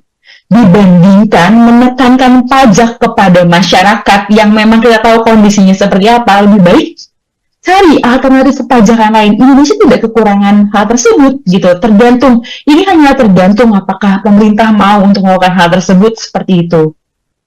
Baik. Mbak Dia, kalau dari sebelumnya ini kan Sri Mulyani, beberapa pihak juga menilai begitu ya bahwa Sri Mulyani ini unggul dalam kebijakan fiskal begitu. Apakah Purbaya ini cukup kompeten juga dalam kebijakan fiskal atau bagaimana? Atau apa yang harus dilakukan agar hal ini tetap bisa dipertahankan? Baik, ya Ibu Sri Mulyani adalah seorang teknokrat yang kita tahu seorang ekonom. Dan juga kita tahu bahwa beliau juga pernah dipercayakan untuk bekerja di World Bank. Undebatable Mbak untuk teknokratis seperti itu. Tapi kembali lagi ya, bagaimana beliau menginstruksikan berbagai regulasi dan implementasinya di Indonesia. Ini juga harus menjadi pelajaran bagi Pak Purbaya agar masyarakat tetap percaya kepada pemerintah, terutama dalam pengelolaan keuangan negaranya. Saya secara pribadi belum pernah melihat secara langsung bagaimana Pak Purbaya menerapkan regulasi-regulasinya tersebut. Seperti yang beliau juga bilang, kalau misalnya dulu seperti beliau adalah ketua komisioner LPS, tidak banyak disorot oleh kamera. Regulasi dan kebijakannya juga tidak banyak tersorot oleh masyarakat. Tetapi ketika beliau menjadi Menteri Keuangan, ini juga beliau harus berhati-hati seperti itu. Mungkin kita tunggu Mbak sampai 3 bulan ke depan, karena beliau juga berjanjikan 3 bulan ke depan beliau akan memperbaiki perekonomian Indonesia. Ini beliau harusnya tidak hanya sekedar omon-omon, tetapi juga harus ada diperinci target-targetnya seperti apa. Untuk menenangkan masyarakat, tidak hanya menenangkan, tapi membuat masyarakat lebih aman, terutama untuk keadaan ekonomi Indonesia sekarang ini. Baik. Tadi Mbak Dia menyinggung begitu ya bahwa Pak Purbaya ini memberikan atau menarget dirinya sendiri 3 bulan untuk memperbaiki keuangan di Indonesia. Tapi kemarin baru sehari dilantik ini mahasiswa dari BEM UI begitu ya. Yeah. Sudah melakukan demo, meskipun memang demonya ini tuntutan 17+8, tapi di dalam orasi itu juga mendesak agar Purbaya ini dicopot begitu, meski baru sehari dilantik. Apakah kita juga harus memberikan tenggat waktu deadline untuk membuktikan dari Purbaya ini tidak omon-omon seperti tadi Mbak Dia katakan? Betul Mbak. Mungkin semakin luasnya atau semakin banyaknya masyarakat yang melek terhadap kondisi negara saat ini justru lebih bagus, karena kita menggaji pemerintah, kita menggaji para birokrat dengan pajak kita. Iya, memang betul. Mereka harusnya punya deadline atau tenggat pekerjaan. Bukan hanya tenggat pekerjaan dalam political cycle selama 5 tahun saja, tapi kan juga seiring berjalannya waktu, kita juga harus mendapatkan apa buah dari saya memilih Anda untuk duduk di kursi pemerintahan negara ini, seperti itu. Dan Pak Purbaya juga memiliki komunikasi publik yang menurut saya harusnya bisa dipoles seperti itu. Ini akan memicu banyak sekali tuntutan masyarakat, banyak sekali perdebatan di masyarakat, salah satunya BEM UI. Walaupun 17+8 sudah sampai di tangan Pak Prabowo, tapi beliau waktu itu memiliki reaksi yang berbeda. Saya belum baca semuanya, saya belum mengetahui semuanya. Seharusnya hal-hal tersebut tidak perlu dikomunikasikan kepada publik.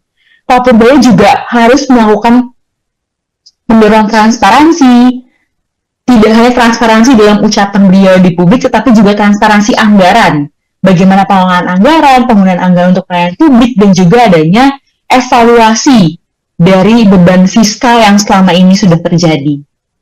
Baik, soal tuntutan 17+8 juga kemarin yang menjadi poin penting ataupun poin yang disorot oleh publik adalah soal tunjangan DPR, begitu ya? Betul. Yang mana juga itu mengarahnya kepada Menteri Keuangan. Bagaimana Mbak Dia sendiri melihat tunjangan fantastis dari DPR ini dan bagaimana peran serta Purbaya yang baru saja menjabat menjadi Menteri Keuangan ini untuk menyelesaikan persoalan tunjangan tersebut? Betul, Mbak. Ketika kita tahu bahwa tunjangan DPR ini sangat fantastis dan bisa mereka membawa pulang lebih dari 108 juta dan take home pay-nya sampai 58 juta, dan bahkan sudah direvisi, take home pay-nya pun 68 juta. Bahkan ada beberapa tunjangan yang ikut naik. Dan bahkan ada indikator-indikator yang sebelumnya tidak ada tapi tiba-tiba muncul. Ada seperti tunjangan kehormatan, hormat seperti apa yang harus ditunjangi, seperti itu ada peningkatan komunikasi publik, tetapi komunikasinya justru masih dipertanyakan. Pak Purbaya juga harus secara tegas dan cepat untuk mencabut fasilitas PPh 21, yang mana PPh 21 ini mengcover adanya pajak bagi DPR dan pejabatnya, jadi mereka tidak membayar pajak. Seperti itu. Ini yang harus dilakukan Pak Purbaya, cabut fasilitas tersebut, biar mereka bayar pajak. Seperti yang tadi saya sudah sebutkan bahwa buruh yang kena PHK saat ini pun pesangonnya masih dipajaki. Sejak tahun 2024 hingga tahun 2025 ini, PHK meningkat cukup tajam dan adanya perbedaan data dari Kementerian Ketenagakerjaan dengan data dari organisasi itu beda. Lebih banyak PHK yang terrecord oleh organisasi dari pekerja buruh Indonesia.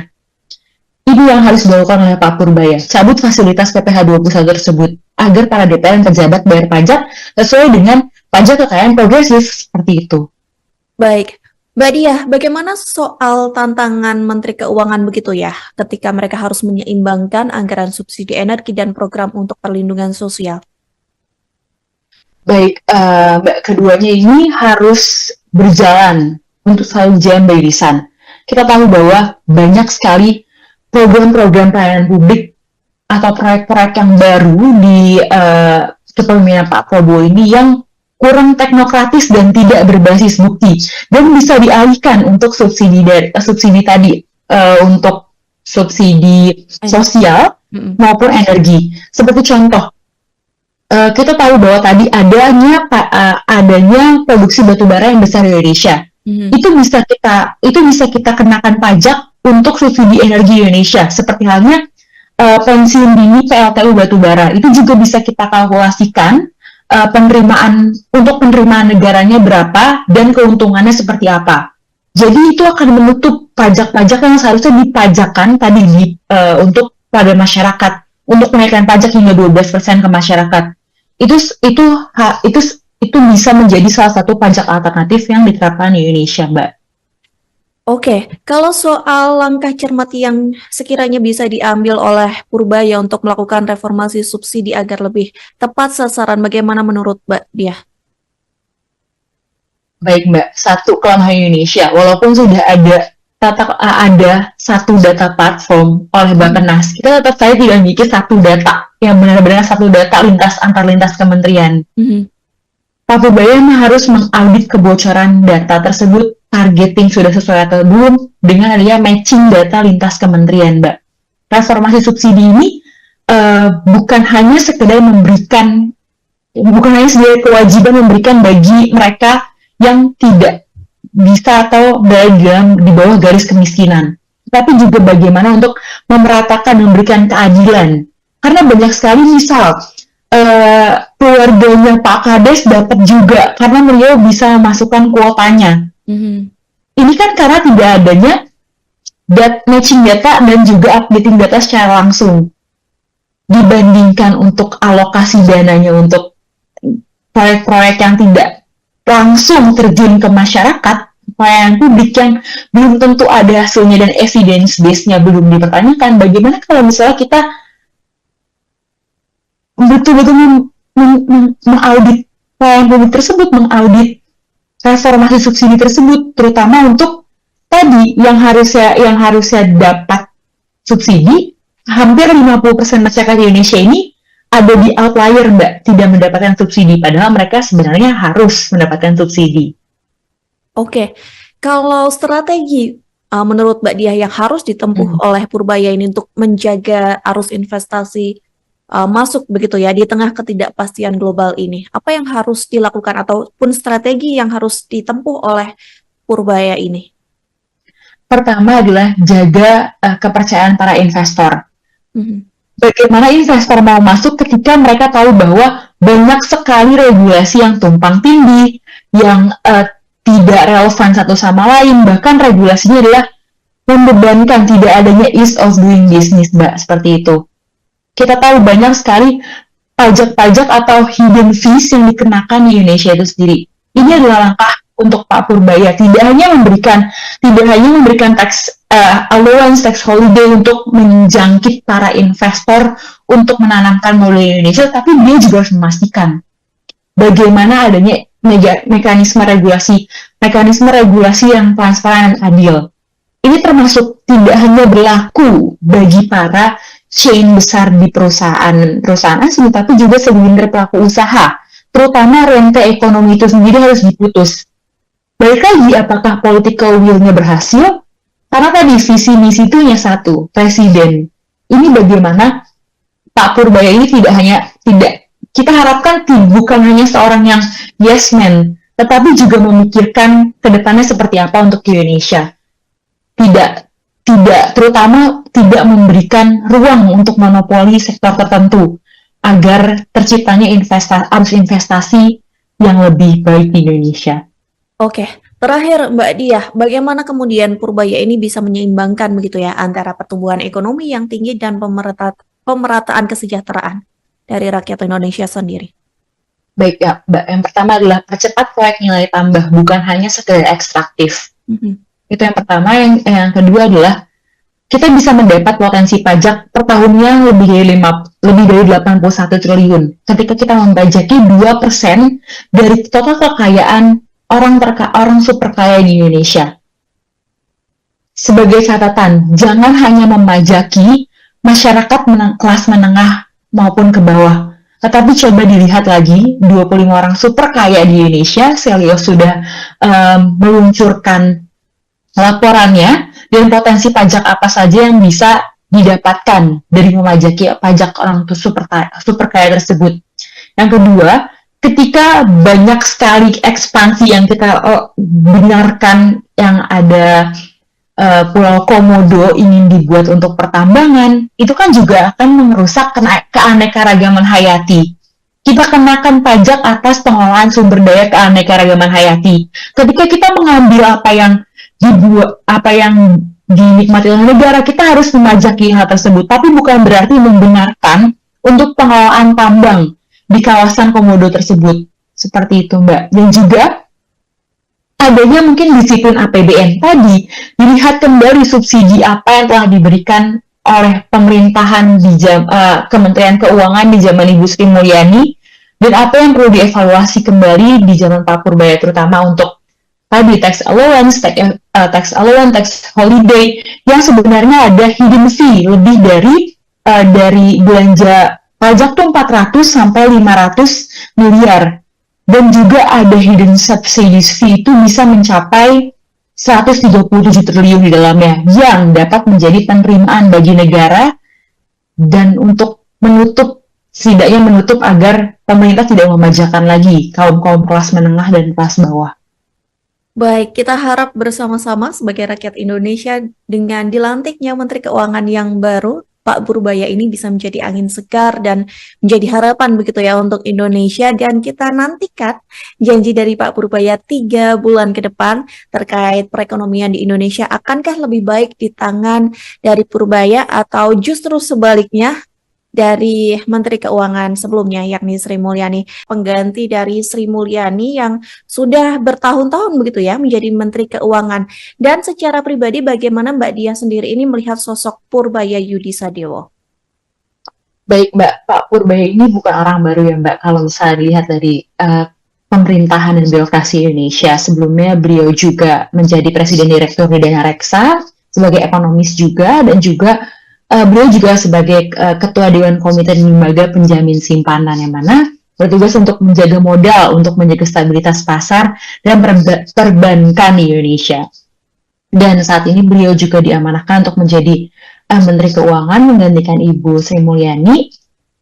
Kita perlu tahu bahwa beliau memang lulusan ITB, tapi setelah saya baca dan juga membaca tesis beliau di Purdue, beliau ini sangat mendalami tentang makroekonomi, terutama foreign direct investment di Indonesia, dan semoga beliau dapat menjaga perekonomian Indonesia ke depannya dan dapat mengembalikan kepercayaan publik seperti itu, Mbak.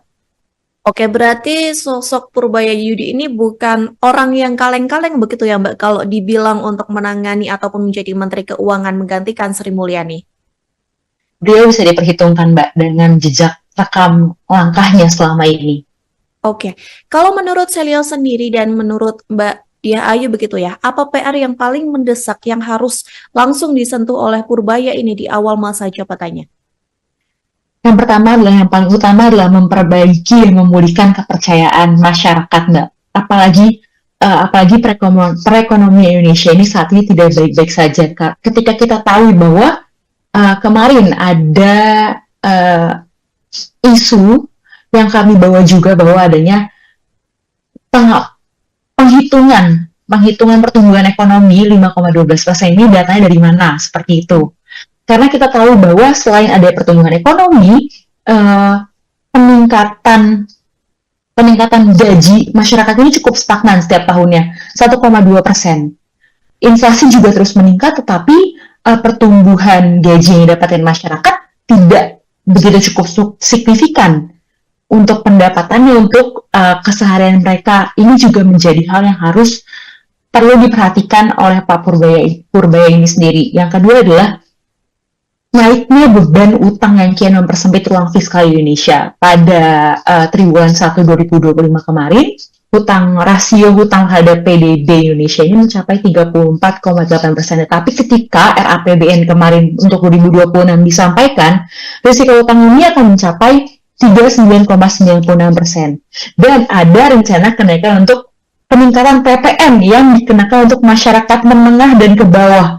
Ini akan lebih menyakitkan hati masyarakat seperti itu.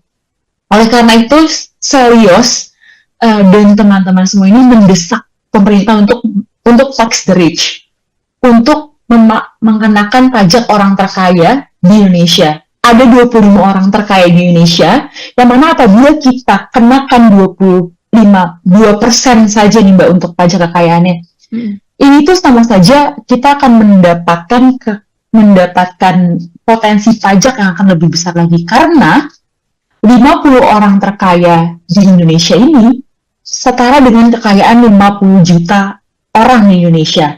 Ini juga yang harus diperhatikan oleh Pak Menteri saat ini.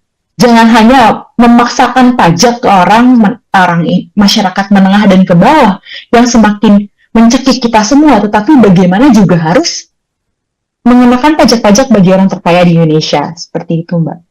Baik, berarti memang pajak ini menjadi PR yang paling mendesak karena pajak di menteri sebelumnya ini menjadi sorotan publik begitu ya, dan cukup menuai Betul, kecaman dari publik begitu ya Mbak ya. Mhm. betul. Kemudian Mbak Dia, apakah fokusnya ini juga lebih menyehatkan APBN atau Pak Purbaya ini juga harus menjaga daya beli dari masyarakat ini?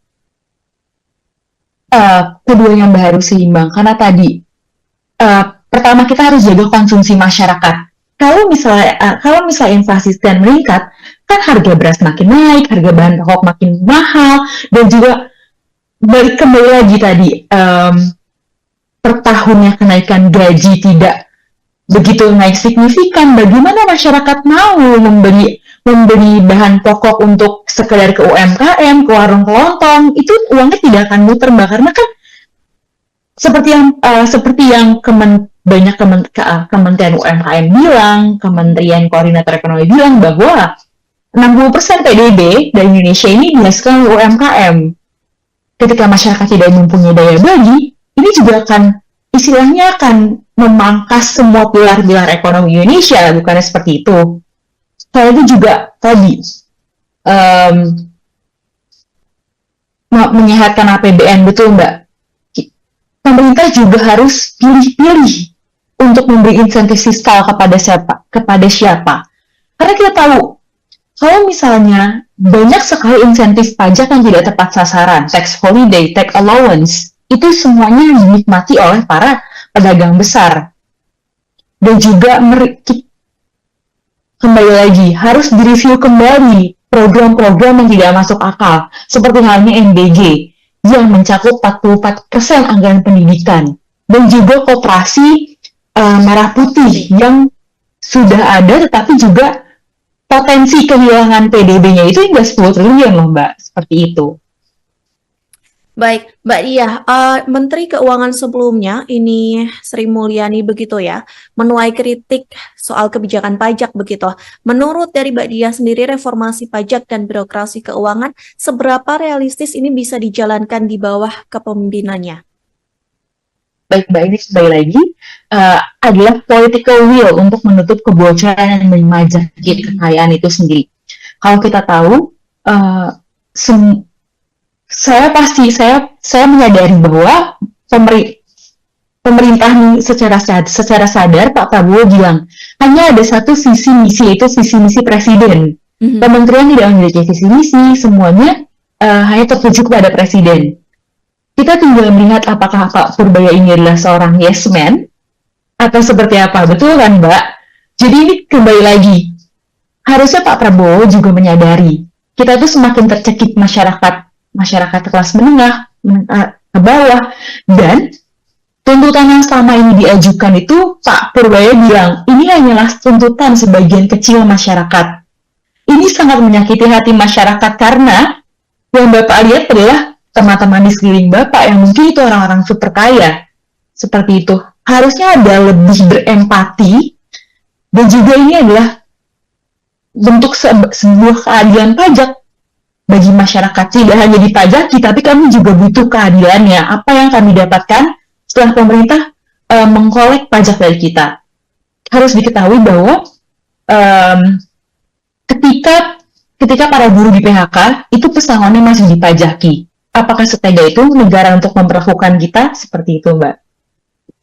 Baik, Mbak Dia, kemarin kan Pak Purbaya gitu ya mengatakan bahwa dirinya mampu ataupun cukup untuk kapabilitas ataupun mumpuni begitu untuk membawa Indonesia menjadi lebih baik, menjadi Menteri Keuangan begitu. Tapi beberapa pakar ataupun pihak juga menyoroti bahwa kepercayaan diri dari Purbaya ini justru akan membuat Indonesia hancur di mata negara-negara lain. Bagaimana Mbak yang menanggapi hal itu, terutama di sisi ekonomi ya?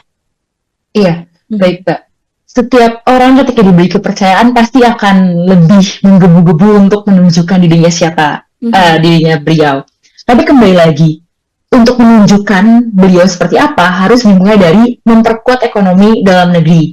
Seperti itu. Tadi menyehatkan dan memutar kembali kesiapan masyarakat untuk belanja. untuk konsumsi pribadi, untuk konsumsi UMKM itu sendiri, dan juga memperbaiki apa yang sebelumnya di era Bu Sri Mulyani ini banyak bolongnya, banyak misnya, banyak bocornya, terutama anggaran-anggaran yang tidak dialokasikan untuk pelayanan publik lebih baik. Saya yakin Pak Purboyo ini membawa banyak orang-orang seperti staf ahlinya yang lebih mengerti teknis, tapi kembali lagi itu adalah political will dan apa yang disetujui ataupun tidak disetujui oleh Pak Presiden Indonesia. Oleh karena itu, ini adalah kesempatan bagi masyarakat untuk bersama-sama. Kita demanding, kita menyuarakan, tetap berisik untuk apa-apa yang perlu kita kejar, seperti halnya tadi berkeadilan pajak. Pajaklah orang terkaya, orang super kaya di Indonesia, bukan hanya masyarakat kecil yang akan semakin ditekan dengan banyaknya pajak-pajak lain. Seperti kemarin, ada kenaikan pajak hingga PBB hingga 800%, 200%, yang mengakibatkan di Pati ada gejolak seperti itu. Itu kan dimulai dari kebijakan pemerintah yang memicu hal tersebut. Baik, tadi Mbak Dia juga sempat mengatakan begitu ya, ada dari kebijakan-kebijakan dari Sri Mulyani begitu sebelumnya yang bolong yang memang harus diperbaiki oleh Menkeu yang baru ini. Boleh dong Mbak dirinci apa saja menjadi kebijakan dari era Sri Mulyani ini yang memang perlu dan wajib dievaluasi dan menjadi fokus perbaikan untuk dari Purbaya? Baik, salah satunya adalah ketergantungan pada pajak konsumsi tadi. Kita dikenakan pajak 11%, tetapi apakah pajak orang terkaya berani dikenakan kepada mereka?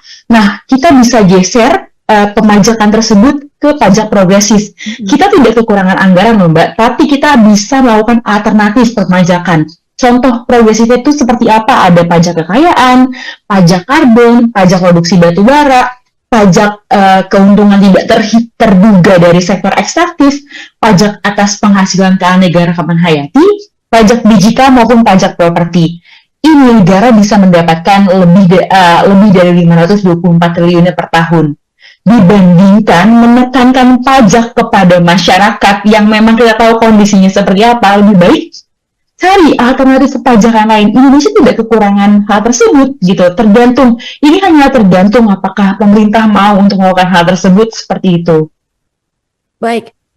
Mbak Dia, kalau dari sebelumnya ini kan Sri Mulyani, beberapa pihak juga menilai begitu ya bahwa Sri Mulyani ini unggul dalam kebijakan fiskal begitu. Apakah Purbaya ini cukup kompeten juga dalam kebijakan fiskal atau bagaimana? Atau apa yang harus dilakukan agar hal ini tetap bisa dipertahankan? Baik, ya Ibu Sri Mulyani adalah seorang teknokrat yang kita tahu seorang ekonom. Dan juga kita tahu bahwa beliau juga pernah dipercayakan untuk bekerja di World Bank. Undebatable Mbak untuk teknokratis seperti itu. Tapi kembali lagi ya, bagaimana beliau menginstruksikan berbagai regulasi dan implementasinya di Indonesia. Ini juga harus menjadi pelajaran bagi Pak Purbaya agar masyarakat tetap percaya kepada pemerintah, terutama dalam pengelolaan keuangan negaranya.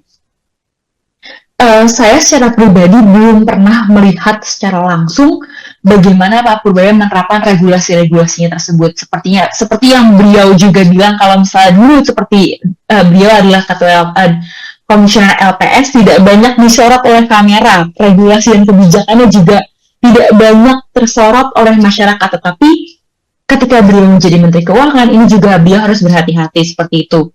Mungkin kita tunggu Mbak sampai 3 bulan ke depan, karena beliau juga berjanjikan 3 bulan ke depan beliau akan memperbaiki perekonomian Indonesia. Ini beliau harusnya tidak hanya sekedar omong-omong, tetapi juga harus ada diperinci target-targetnya seperti apa.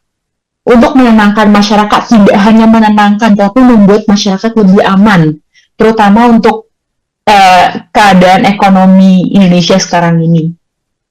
Baik. Tadi Mbak Dia menyinggung begitu ya bahwa Pak Purbaya ini memberikan atau menarget dirinya sendiri 3 bulan untuk memperbaiki keuangan di Indonesia.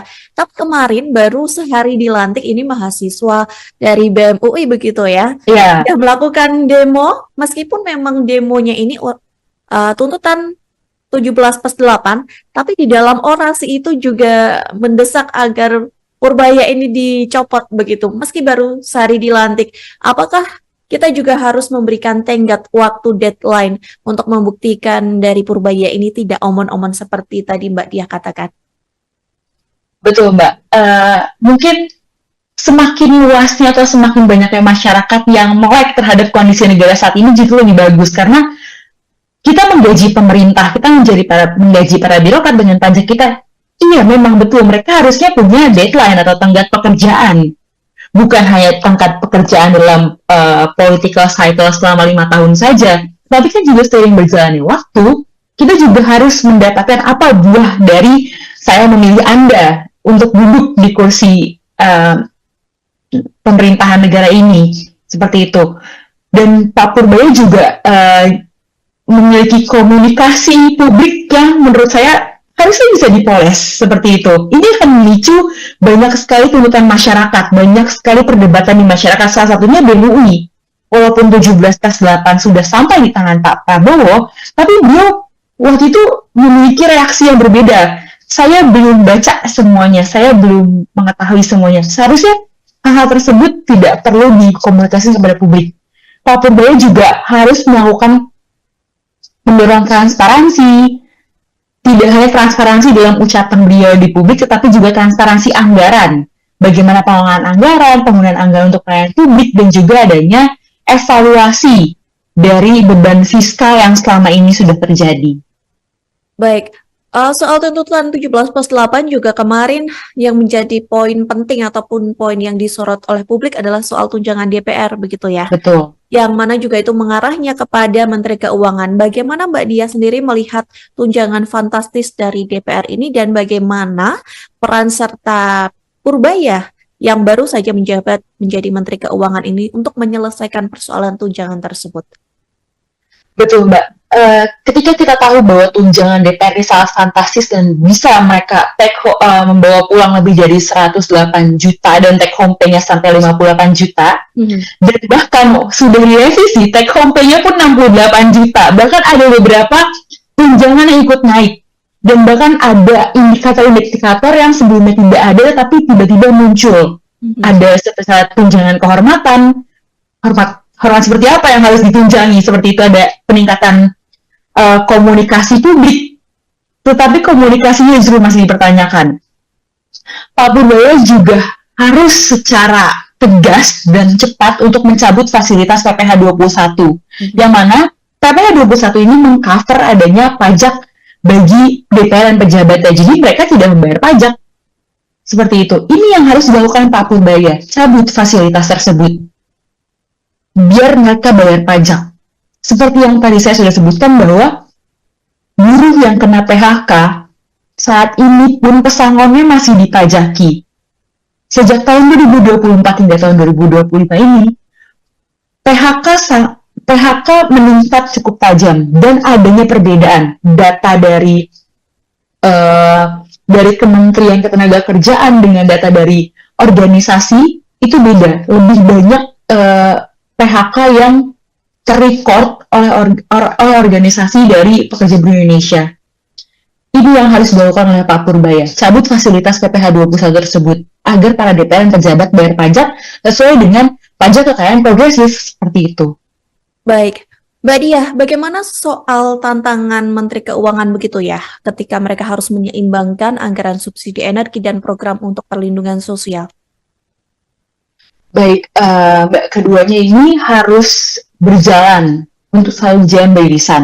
Kita tahu bahwa banyak sekali program-program pelayanan publik atau proyek-proyek yang baru di kepemimpinan Pak Prabowo ini yang kurang teknokratis dan tidak berbasis bukti, dan bisa dialihkan untuk subsidi tadi, untuk subsidi sosial maupun energi. Seperti contoh, kita tahu bahwa tadi adanya produksi batubara yang besar di Indonesia. Itu bisa kita kenakan pajak untuk subsidi energi Indonesia, seperti halnya pensiun dini PLTU batubara. Itu juga bisa kita kalkulasikan penerimaan negaranya berapa dan keuntungannya seperti apa. Jadi itu akan menutup pajak-pajak yang seharusnya dipajakan tadi untuk pada masyarakat, untuk menaikkan pajak hingga 12% ke masyarakat. Itu itu bisa menjadi salah satu pajak alternatif yang diterapkan di Indonesia, Mbak.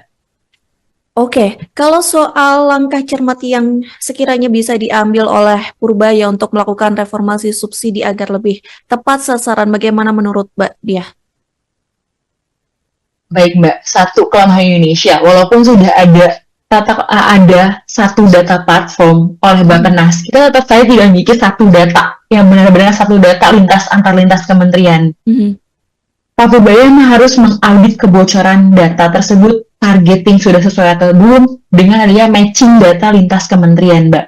Reformasi subsidi ini bukan hanya sekedar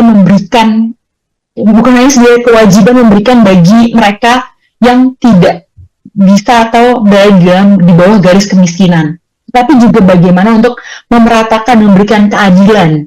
Karena banyak sekali misal keluarganya Pak Kades dapat juga karena beliau bisa memasukkan kuotanya. Ini kan karena tidak adanya matching data dan juga updating data secara langsung.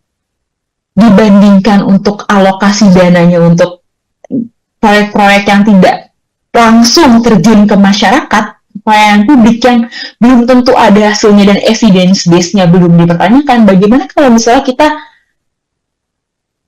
betul-betul mengaudit pelayanan publik tersebut, mengaudit reformasi subsidi tersebut, terutama untuk tadi yang harusnya dapat subsidi, hampir 50% masyarakat Indonesia ini ada di outlier, Mbak, tidak mendapatkan subsidi, padahal mereka